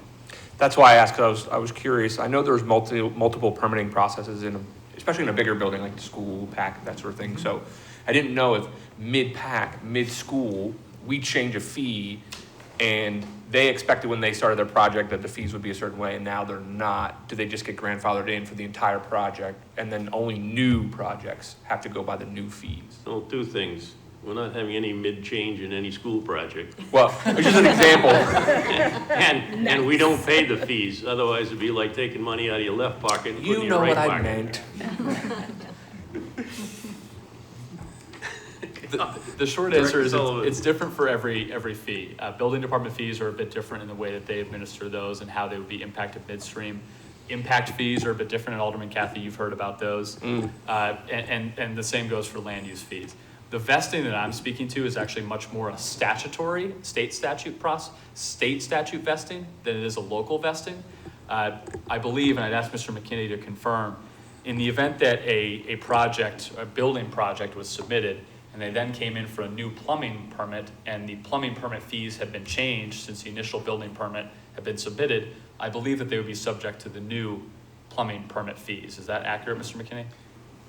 It would depend upon how that ordinance was passed. In past, what we've asked for is a delay period so that we could advertise and educate the contractors in time. So usually a 60 to a 90-day delay. And that allows for education and getting everybody to somewhat amicably go with the cost increases if there are any. If I may, the reason I asked was I was just curious because if the land use codes come in next year, 2023, I just was thinking maybe that revenue line would go up because we had new fees, or if projects are already in the pipeline, we're not really going to see that until 2024. Director Sullivan? Matt Sullivan. I would say I hope that's the case. I hope we do see a large influx in revenue, and I expect that we might. But obviously, we're not in a position where we're comfortable projecting that at this point in time. I'll be very frank though. A market downturn is coming. When that happens, if any of us knew, we'd be making a lot of money probably right now. But I don't think that anyone does. And so I, in my vision of our revenues for this year, have been particularly conservative based on some trends that we're starting, or some data points that we're starting to hear from contractors, from developers. It seems like we're getting some development and approvals or submissions and approvals on spec rather than with real investment behind them. And so all of those signal a reason to be more conservative when it comes to our revenues. I appreciate that. Thank you. Anytime they always project revenues conservatively because you don't know what's going to happen. But if there are excess revenues generated, like I think it was last year or the year before with all car registrations, that money just ends up in the general fund, and at the end of the year, the excess funds, you'll have an opportunity the mayor will present how those can be spent, whether it's to reduce the tax rate or other things. You'll get a shot at that probably in August. So the other thing is the zoning ordinances, we've been picking away at them for, God, it seems like decades. It has to be decades. And it's going to be an interesting and involved rewrite, and it's gonna take some time, I think. Okay, next department. My favorite term. Matt Sullivan, and I will pass it off to Deb Chisholm. I apologize, the slides are a bit difficult to read, nothing beyond the scope of what's in the narratives, but I'll pass it off to Deb to overview. Thank you, Matt. Deb Chisholm, Waterways Manager. There's really not a whole lot to say regarding the budget. I think Matt has covered the losses from the community development side going into the sustainability department. And it is a new department, so there's, we can't show you what our changes are from last year. I can tell you that it's a very basic budget at this point. The only thing that I can give some additional explanation to, consulting services, $68,000. The majority of that will be to cover some of the invasive species management costs that were originally in community development budget. And then Doria Brown, the energy manager, is bringing with her some of the consulting service money that she would have put in her energy management budget, money for energy efficiency. We've got a consultant on board that helps manage our livable Nashua dashboard that we will be sort of upping our game on relative to sustainability and how that's playing out. But to give you an understanding of where the sustainability department is, we're super new, and one of the things that I was thinking about as I was trying to put these slides together is, everybody's got a logo or a symbol for their department. I'm like, well, we don't even have one of those yet. So we've got a lot of thought to put into what we really want to get out of the sustainability department, but the overall objective is that we're the three of us, and I guess at this point I just mean myself and Doria, as we've yet to fill the long-range planner and transportation person. But at this point, we're better together than we are separately, and the idea that we can sort of merge the work that we do into one department, I think, is overall going to be more efficient, and I think it will be a little bit more helpful for both of us to be able to bounce ideas off each other and understand where we're at relative to whether it's renewable energy, solar energy, and hydro energy efficiency projects that Dory is working on. We both are staff people to the Environment and Energy Committee, so we're hoping to up the game on that a little bit as well. And then taking over responsibilities as the staff person for Conservation Commission. I think that's the part that is sort of getting a little lost in the sauce, as I'm the one that does waterways, Doria does energy, but understanding where we are with the natural environment in the city of Nashua is becoming increasingly important. As we're talking about development, let's make sure that we're also paying attention to what we have for our existing green spaces and natural resources. So I don't really have a lot else to say about the budget, but I'm happy to answer any questions that you might have. Any questions on sustainability? Alderman Sullivan. Thank you very much, Mr. Chairman. Specifically to the fiscal year 23 objectives that you have listed in the workbook. Bullet 1, negotiate lower electricity rates. My question, to what? Deb Chisholm. Deb Chisholm, Waterways Manager, not Energy Manager, but that's actually a task that Doria does now. She's the one that will go out and look for cheaper energy rates other than what is being provided by Eversource. So you, as a resident, can also go and find a third-party energy supplier. You'll pay still the distribution costs, but the actual cost of energy could be cheaper if you went with a different vendor. So Doria does a lot of that. She is also spending lately about 120% of her time working on that new project, community power program.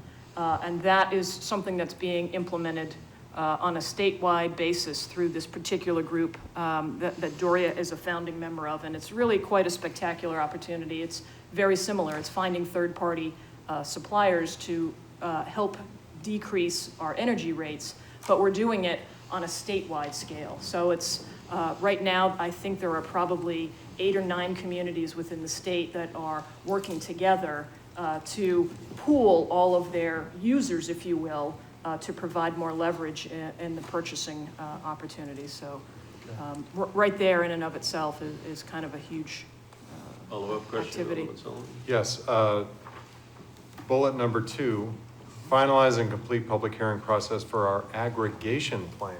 Please explain that. What aggregation plan? Deb Chisholm, Waterways Manager. Community aggregation, I believe, is what she's talking about here, and that, again, there is a plan in place, I think, and Doria's got a couple of folks on the team that are working to represent Nashua when it comes to the development of this new, they've actually incorporated as a business, and now I don't want to misspeak, so it could be, Dory's probably watching right now going, but to that end, the idea is to hopefully kick off this plan sometime in fiscal year '23. And I would defer to Director Sullivan for additional details. Director Sullivan? If I may just comment, it's not a specific detail, but we did plan to have Doria Brown present this evening. Unfortunately, she was unable to make it. So I would ask if there are any energy-specific questions, we'd be happy to follow up on those. I apologize she wasn't able to be here. But we're happy to take those questions and respond directly via written communication.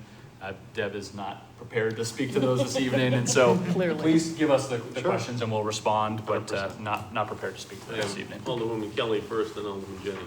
Oh, thank you. I wanted to reply that I sit on the Energy Environment Committee with Doria, and she's very eloquent if you want to hear about the aggregation plan. It's really something she's very passionate about. I'm sure she would happily walk you through it. Great. It's very, yeah, it's very complex. I actually did have a question though as well, if I could. Okay, Go ahead. thank you. I know that you're new, and I know that you may not have all the details, but I did, my ears perked up at the energy efficient projects at the library. I know I've had actually constituents come to me and say, what are we doing about the library? It needs some help. And I know Ms. Brown's been pretty passionate about also doing that. Looking at this year, is it really just starting to look at it? Because I don't see any funds appropriated to it. Deb Chisholm, Waterways Manager. I know that Doria was she was trying to meet with the Library Board of Trustees to have a discussion with them. I don't know where they're at as far as the funding mechanism for that. I can't speak to that. It's okay. I'll follow up with Ms. Brown. Thank you. Director Sullivan, then Alderman Jenny. Just a quick comment, and I know I don't want to look at the team because they probably want me to stop talking. But I do just want to say quickly that one of the things that we're trying to accomplish here is these questions about what we're doing when it comes to our energy moving forward. Ms. Brown is doing tremendous work in right now, and I think she would even admit that perhaps the public presence of all this important work that she's doing has not been to the level that she would like. And so one of the things that we're hoping to do by combining these individuals together, giving them a more permanent and established seat at the table, is to be more open and public about this work that we're doing. It's tremendous talking to her. It's confusing to me sometimes when she's speaking to me about the complexities of purchase power and certainly aggregation, but we want to be more readily sharing this type of information with the Board of Aldermen, and we view this department as a mechanism to do that. So certainly publicity, marketing, those are key elements of what we're trying to do as well. Alderman Jenny. Yeah, thank you. I don't know if I misunderstood Alderman Sullivan's question, but if it's as basic as what is the aggregation? What are we aggregating? It's a program where, the residents, the city sponsors a program where residents can purchase their electricity through this program. So they aggregate all these electric purchases so that they can get a better rate. It's a conglomeration of electric customers, and it enables us to get a better rate. Yeah. Awesome. Yeah. Thank you. All right, Alderwoman Kelly. Thank you. I actually was just going to request, I don't know if it'd be appropriate for this committee or the full board, but I would love to have Doria do a presentation on what she's been doing. I think it's really critical work, and unfortunately she wasn't able to be here tonight. Does that make sense? That's it. I give a couple tidbits. We have a high school project going on, energy efficiency in the 2 high schools. And the company gets paid on how much money they save. And it's working out very well. I'm sure that Ms. Doria has the numbers. Also, we've done a preliminary analysis. We have solar panels on top of Dr. Crisp and on Fairgrounds. And we will have panels, extensive panels on Pennachuck and the new middle school. We did a sort of an analysis. It's very difficult because of COVID and the fact that Fairgrounds was still undergoing construction at the same time. So at Fairgrounds, the consumption of electricity almost doubled, but that's because we had contractors there with electronic power tools, and I can't break out what they're using versus what the school's using, but the savings was still significant. And I would envision next year, it will really be significant, which is good for us and as a city. And I'm sure the same, at Pennachuck, they won't be put on until we're entirely done. I don't want to get into that story because there was interference on solar project versus school project. But Pennachuck will be on as soon as the school is completed. Same thing with the new middle school. When it's completed, it's all set up for solar going on top of it then. And the other thing that could help is if the battery technology improves. When it gets dark, you don't get much from solar. But if you have battery storage capability, then you can power the limited use you have at night via that. And I'll let her explain that because the other thing is sustainability. I managed several sustainability groups with major weapon systems. So I'm very familiar with sustainability and would love to talk to your new group about that. Also, I have a logo that you could use as an example of sustainability. Our sustainability was pretty unique in that each one of our weapon systems cost more than this entire city budget, times the number of systems they bought. So it's a very important thing for the military, I'll tell you that. All right, no more questions on sustainability? Alderman, Director Sullivan. I'm going to pass it back to Ms. Chisholm to provide a brief overview of civic and community activities. I'm not certain that this budget has been included in community development in prior years, but we did want to speak quickly to it this evening in the event that there are any questions that the committee might have. Deb Chisholm, Waterways Manager. The beauty of it is it comes under our division to discuss about how great it is, but the funding actually comes from not our budget. So it comes from the general government budget. But if you look at the sheet, page 59, civic and community activities, the part that I can speak to, albeit somewhat briefly, is the human service agencies section. I can't speak to the other services and the dues and the fees that the mayor's office pays, nor can I speak to some of the outside agencies that the mayor's department provides funding for. But the human service agencies is a group of nonprofit agencies that submit applications to the Citizens Advisory Committee, formerly known as Review and comment. Review and comment, thank you. So Citizens Advisory Committee is a handful of folks who volunteer their time.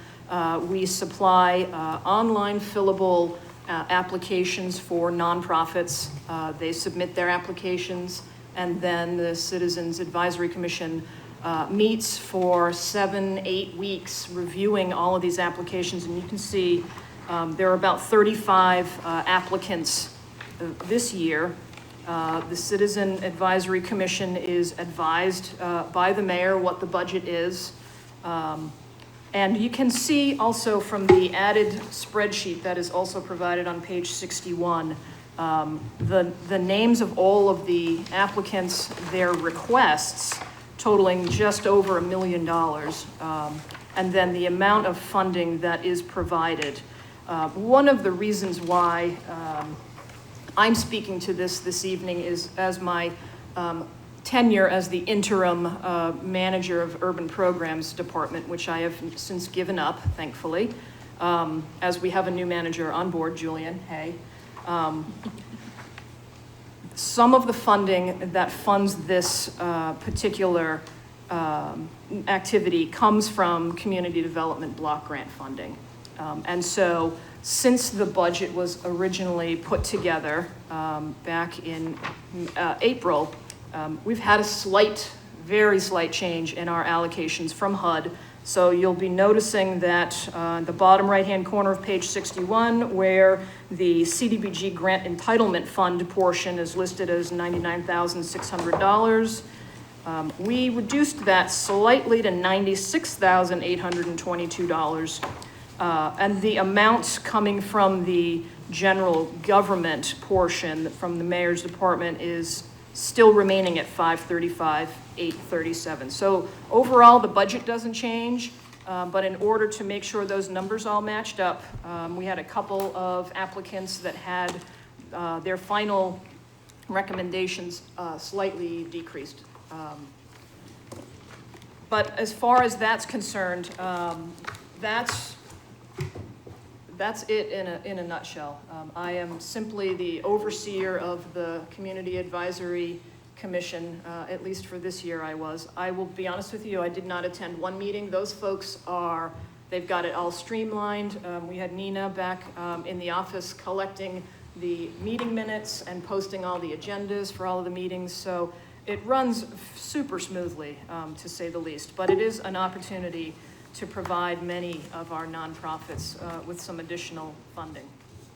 I'm happy to address any questions you might have. O'Brien? Yeah, thank you, Mr. Chairman.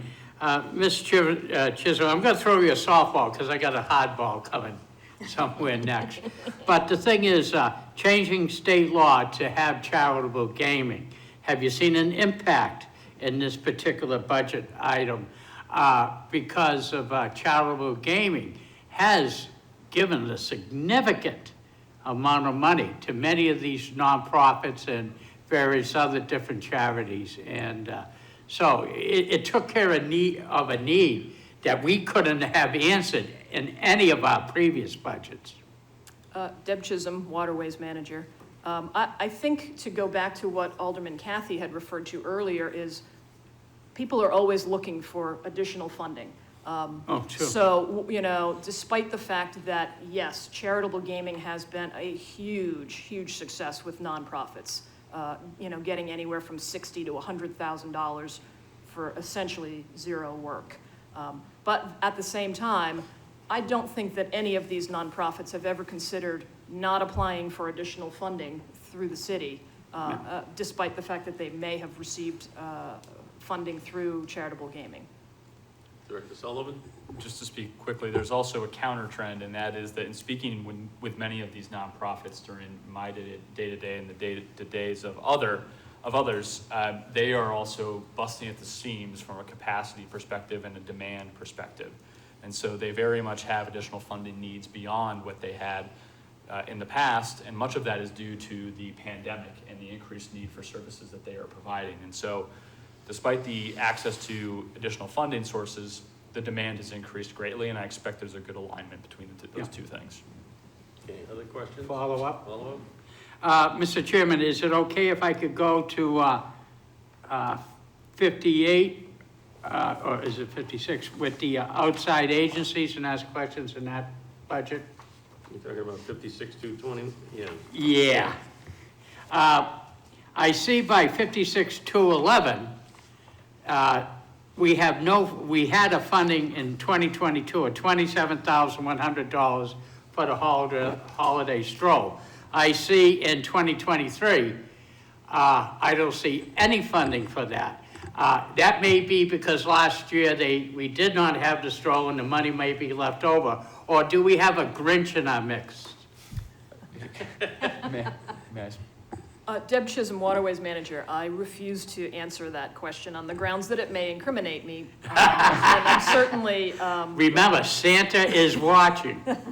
I'm happy to defer to Director Sullivan. I would if I were you, yes. And Matt Sullivan, Director, is going to give a very unsatisfying answer. As Ms. Chisholm had indicated, community development does not have an active role in numbers 55 and 56. And so I can't speak to why holiday stroll monies have been allocated.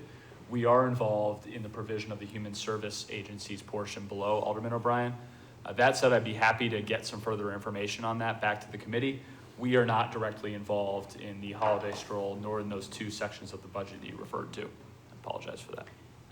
If I may, Mr. Follow-up? Chairman. Mr. Chairman, in all my fishing, I am a catch and release guy, so you're off the hook.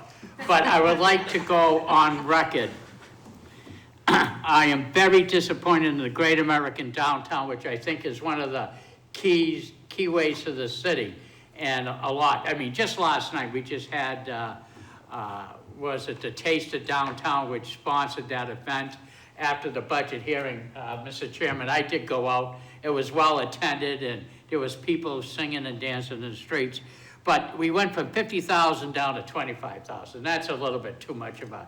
So you're off the hook on my point, but I think it's something that we need to take a look, because it's one of the things that enhances the quality of our municipality. Thank you, Mr. Sullivan. GAD actually reached out to me, and if this cut stands, GAD may disappear, because they don't have very much funding. And if the stroll money's not there, there's no stroll. And something that's attended by 40, 50,000 people, that's a lot of people that you're satisfied for very little amount of money. So we can address that when we come to the final wrap-up, but Alderman Kathy? Thank you, Mr. Chair. Forgive my ignorance. We pay for the holiday stroll out of the general fund, and it goes into this allocated fund for the holiday stroll, or does it come from somewhere else? I'm confused about where that 27,000 would be coming from. Is it general fund? Is it another department? Where's that money coming from? It's allocated under this line item in the budget. Right, but that line item is getting that money from someplace, because holiday stroll is not an organization, unless I'm incorrect in that. It's just labeled holiday stroll. Holiday stroll is not a nonprofit, is it? So where's the money coming from? Where are they getting the cash from? Yeah, Alderman Kathy, and I realize you knew, but in my time on the fire department, we anticipated this event on the holiday stroll, and I don't think I would be shy down on Main Street if there was to tell you there was 100,000 people enjoying the stroll. Every single restaurant was full and everything else, and we plan on that for a very mass attended event. And I think Mr. O'Tay can say, you probably have, Mr. Sullivan could probably guarantee that when we get back into it, it is very well attended. Main Street, I've seen it full from the tree lighting at the top of Library Hill, and I'm not kidding, going down to at least High Street, you know. It starts at City Hall. So this is a key event for both business community, and it's a lot of fun for our citizens. I think a lot of people missed it during the COVID years. My concern is not the expenditure, it's more a knowledge for me, knowing where the money comes from, because, correct, I'm gonna walk you through what my brain thinks, and you can correct me if I'm wrong. You're doing fine. All of these agencies are actual agencies with offices that I can go to and get help if I need to, or someone can go and get help. Holiday Stroll is not one of them. It's not a place you go, it's an event. So this event line item has money allocated. If it's an event with allocated money, that money comes from some place. So I'm trying to figure out where that money comes from to get to the Holiday Stroll line item. It's actually a different account. You gotta separate those two things. The list that Ms. Chisholm talked to before, that is charities and that allocated, that funds that we use go to those. This is separate. This is funding determined by the city to do things for the citizens of Nashville. And it comes out of the general fund. That's what you know, okay. Okay. Yes. Yeah. Okay? Answers my question. So, and I know GAD is extremely concerned right now with a cut in half of monies they get from the city because they live on a shoestring budget. And you cut the shoestring in half, the shoe falls off. Yeah, Mr. Chair, if I also may say, for full disclosure, I was also the fire department liaison on the board of directors in CAT. For all intents and purposes, they basically behave much like a nonprofit. They are a nonprofit. They're not in it to generate any type of business other than for the benefit of the city. I'm aware of GAD, so thank you. Alderman Jettie? If I could be so bold as to offer a clarification. Sure. The holiday stroll is managed by Great American Downtown. So this money comes from the general fund, it's paid to the Great American Downtown, and they use it to sponsor all the acts and expenses related to the holiday stroll. That's what I needed. Now you connected all the dots. I so also I'm good. believe that DPW, police department, fire department all cover this in their budgets because they're all involved. Right. Right, I was just mainly figuring out where's the money come from. Okay, anything else on that, Director Sullivan? No. He wants out of that one. Did my voice say that? So, next, transportation? Thank you, Mr. Chair. Last but certainly not least, I'd like to hand it over to Camille Correa to overview Nashua Transit. Good evening. The Transit Department Nashua Transit System is funded, the whole budget is funded through grant funding, the NHDOT, we have revenue contracts, and also the local match by the city of Nashua. The fiscal year 2023 budget changes are no changes. So that's a very nice $0 amount that we have put in this budget year. The reason for the pictures is because as we move into the next year, we're looking forward to progress. Or at least having the word progress in the words. So progressing forward outside of COVID, having ridership increase. A lot of our seniors stayed home during COVID, and many of our seniors did venture out, still going to work, socialization, grocery store, shopping, and just your everyday way of life. They are a community on board, and as they move into the next year, a lot of people are looking forward to the places that they once went to and to continue to go to those places within the community. The picture to the right is the progress being made at the transit center. You can see that there's asphalt on the ground, and that was just a couple of days ago, and that's on the north side. So that is the last roadway around the transit center that needs to be paved. That is only binder pavement. Once they have the sidewalks installed, that portion of the transit center and the plaza between the parking garage and City Hall will be more of a plaza look to it. The sidewalks are being extended out, and there will be places for people to sit. And also, as people go to and from different events in the city, there'll be an opportunity where there'll be some trees and access to the parking garage through that area as well. If anyone has any questions for me, please let me know. Questions? Yes, sir. Yes, Alderman Kathy? Thank you, Mr. Chair. Two questions, really, they're kind of in conjunction, like maybe they go together. Year over year, are we seeing an uptick in rider share usage? I know obviously, let's take out COVID, because obviously I'm sure the numbers went down, but generally speaking, are we on an upward trend? If the answer is yes, obviously that would be more expenditure to maintain infrastructure. Are we gonna see any money from the bipartisan infrastructure bill to help out with that, or is this all we got, the 429? Because it's a match, right? They give us 429, we spend 429. Oh, okay. Yes, so your question, Camille Correa, Transit Administrator, your question has a lot of aspects to it. Yeah. Just an overarching is, yes, the infrastructure bill did provide more transportation funds to the city of Nashua and the surrounding area. Our allocation for our area is actually a split between the city of Nashua, Lowell, and MTA, who has assumed CART. It's a basically a demand response service, and they merged in with MTA, or Manchester Transit. Speaking to one of your question, or one part of your question in regards to the ridership, yes. The ridership was trending upward prior to COVID, and during COVID has oscillated up and down a bit, just depending upon whether or not the numbers were higher, the numbers were lower. And yes, the ridership, as it does increase, that just means that more people are getting on and off of the vehicle.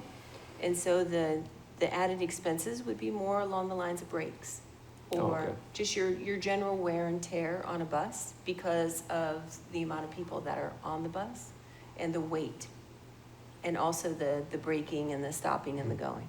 Okay, So that's the main. I appreciate area that. Thank you. there. Yes. Other questions? Alderman Sullivan? Thank you, Mr. Chairman. On page 257, there's a list of grant funds that go to transportation. Are these grants that we get every single year? Is this the anticipated income that we're getting, or revenue that we're getting from these grants in fiscal year 2023? May I? Okay, so our area has a funding allocation or an appropriation from the federal government, and it's called the 53 program. That's based upon the number of rides plus the number of miles that someone goes, which is called a passenger mile. It's also based upon just formula of how many people are in the area and the urbanized area as well, because it's an urban program. So the transportation programs listed here, if you take the year out and you just look at the number after, you'll see that majority of them start with 5-3.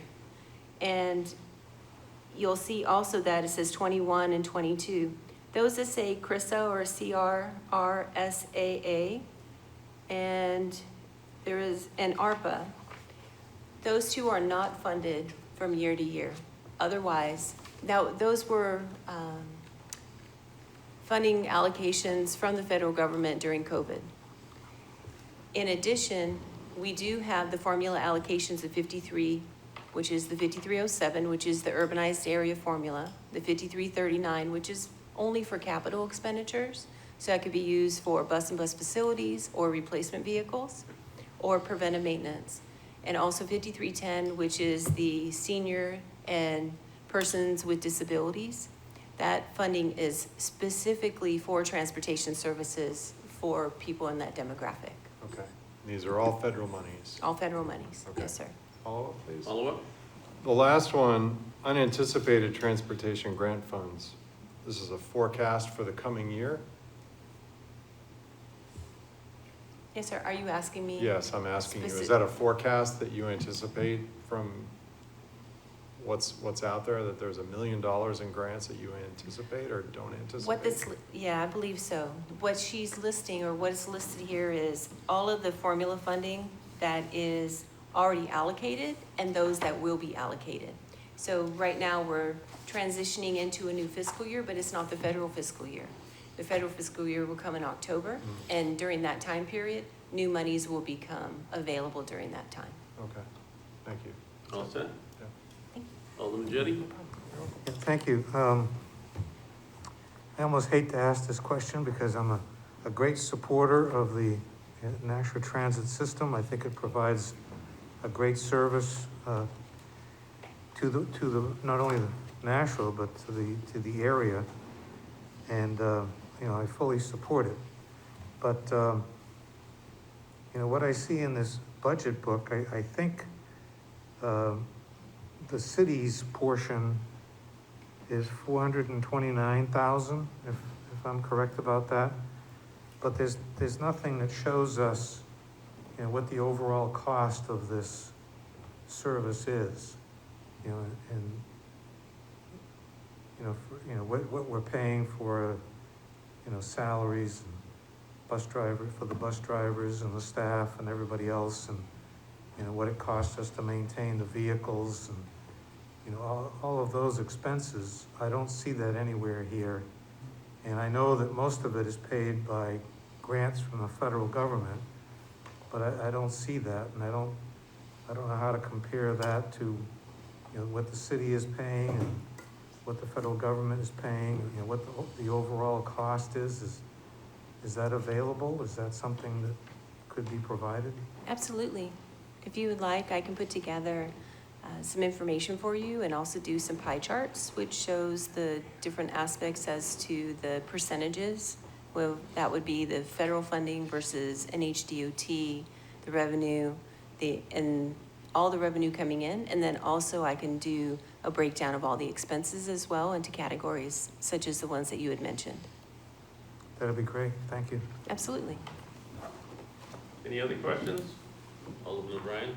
Yeah, it's just that I have one little admitting as chairman of infrastructure, I think, and Mr. Sullivan, you know, I know you put in a request, we're gonna get to it in infrastructure with Garden Street.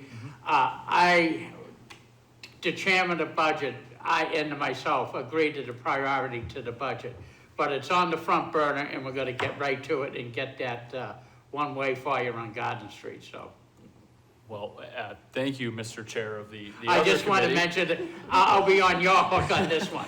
Well, if I may just quickly speak to that, you know, what's a little bit odd about that forthcoming legislation infrastructure is that many of the infrastructure improvements that you're seeing take place out there will ultimately lend themselves to a potential installation of the one-way circulation pattern. However, in the event that the Board of Aldermen would not pass that legislation, in the off chance, we would be prepared to potentially continue a bi-directional flow, but we are prepared to speak to the infrastructure committee about why that's not being proposed. So we're preparing for what's being proposed as legislation, but certainly we could adjust it should the legislation not pass. Looking forward to it, thank you. And thank you for understanding. Other questions? No? I have a couple. How are the electric buses working? Camille Correa, Transit Administrator. We have 2 hybrid electric vehicles, and they're doing great. Did we buy those under a grant, or did we, Yes. okay, is there any chance we can get a grant to buy some more? The hybrid electric? Are you asking about straight electric or hybrid electric vehicles? Which is part hybrid, The ones we bought from BAE. okay. Part diesel, yeah, hybrid electric. At the moment, we don't have any people from BAE knocking on our door saying, hey, we got a lot of money for you, would you like to buy a bus? But that doesn't mean that we couldn't reach out to them, and because they were partnering with us in regards to purchasing those vehicles, and the remaining amount of the money came from the federal government. Okay. And we don't have any buses to replace for quite a few years. We Okay. have replaced our whole fleet. And when we dedicate the new transit facility, I'm sure you're gonna be inviting former Director Marchand. Yes, That was one of her pet projects. yes, absolutely. Yes, thank you. If there are no other questions or any last-minute questions for this division? Seeing none, thank you very much. Thank you. Director Sullivan? Thank you very much. Alderman O'Brien, you have a motion. Yes, I do, Mr. Chairman. I would like to make a motion to table R-22035, which is relative to the adoption of fiscal year 2023 proposed budget for the city of Nashua, general, enterprise, special revenue, and grant funds. Okay, the motion on the floor is to table R-22035. All in favor signify by saying aye. Aye. Opposed? Motion carries. The next item, well, even though it's not on the agenda, any public comment? I see no one in-house. I don't know. I if object to the actions. Thank you very much. You did. I don't see anybody online. And nobody online, all right. General discussion? Come up sometimes, I apologize. Seeing none. Remarks by Alderman? Yeah. Alderman Sullivan? Thank you, Mr. Chairman. I would like to applaud Director Sullivan for his presentation tonight, along with the division directors. Through all the departments that we've sat through, a lot of them, we talk about snowplows and fire trucks and whatnot. I feel that this department, this division, talks about the future of our city. I was encouraged that the future of the city seems to be clear-eyed, and I'm excited about that. I'm also encouraged at the amount of being a Rotarian as I am, the number of local organizations that we support in the city. And I just wanted to say that. I enjoyed the presentation tonight, I really did. And I want to thank you, and I applaud all the work that you do for the city, and thank you very much. All right. Any other remarks? Alderwoman Kelly. I just wanted to congratulate, our new director on his first budget season, so thank you for doing such a thorough job. And I also wanted to welcome the new urban programs manager. Who's online? Name? Julian Long. Julian Long. Yes. I thought I Oh, I wrote thought down we were somewhere, gonna but it's in a margin. Anyways, really excited to have, her join us. It's an important piece of the So- work that they do. I can vouch for the fact Director Sullivan is mega busy every single day, because I think I talk to him almost every day. And I know he can't wait to have an assistant so he can pass some of these things off. So you do a great job, thanks. Yeah. Whole division does a good job, thank you. Any other remarks by Alderman? No? Okay, one thing I just wanted to mention, as you're going through all these different budget hearings, if you look at things that you're contemplating, you could make a motion to add or subtract. When we have the budget wrap-ups after the public hearing, that's when the motions will be made, okay? So, all right. All right, Oh, I have one more question. certainly. When do we make recommendations on how the book is laid out? After the budget. There's a guy named John Griffin. You have a whole year for that. I'll be having a sit down We with used to him. have colored pages, but I didn't find it too bad. I get all my, through every page of that thing a couple times. But yeah, you talk to him. Okay. All right, so Alderman O'Brien, Thank you, Mr. Chair. I'd like to make a motion to adjourn. motion on the floor is to adjourn. All in favor signify by saying aye. Bye. Opposed? We're adjourned at 9:10. Beautiful.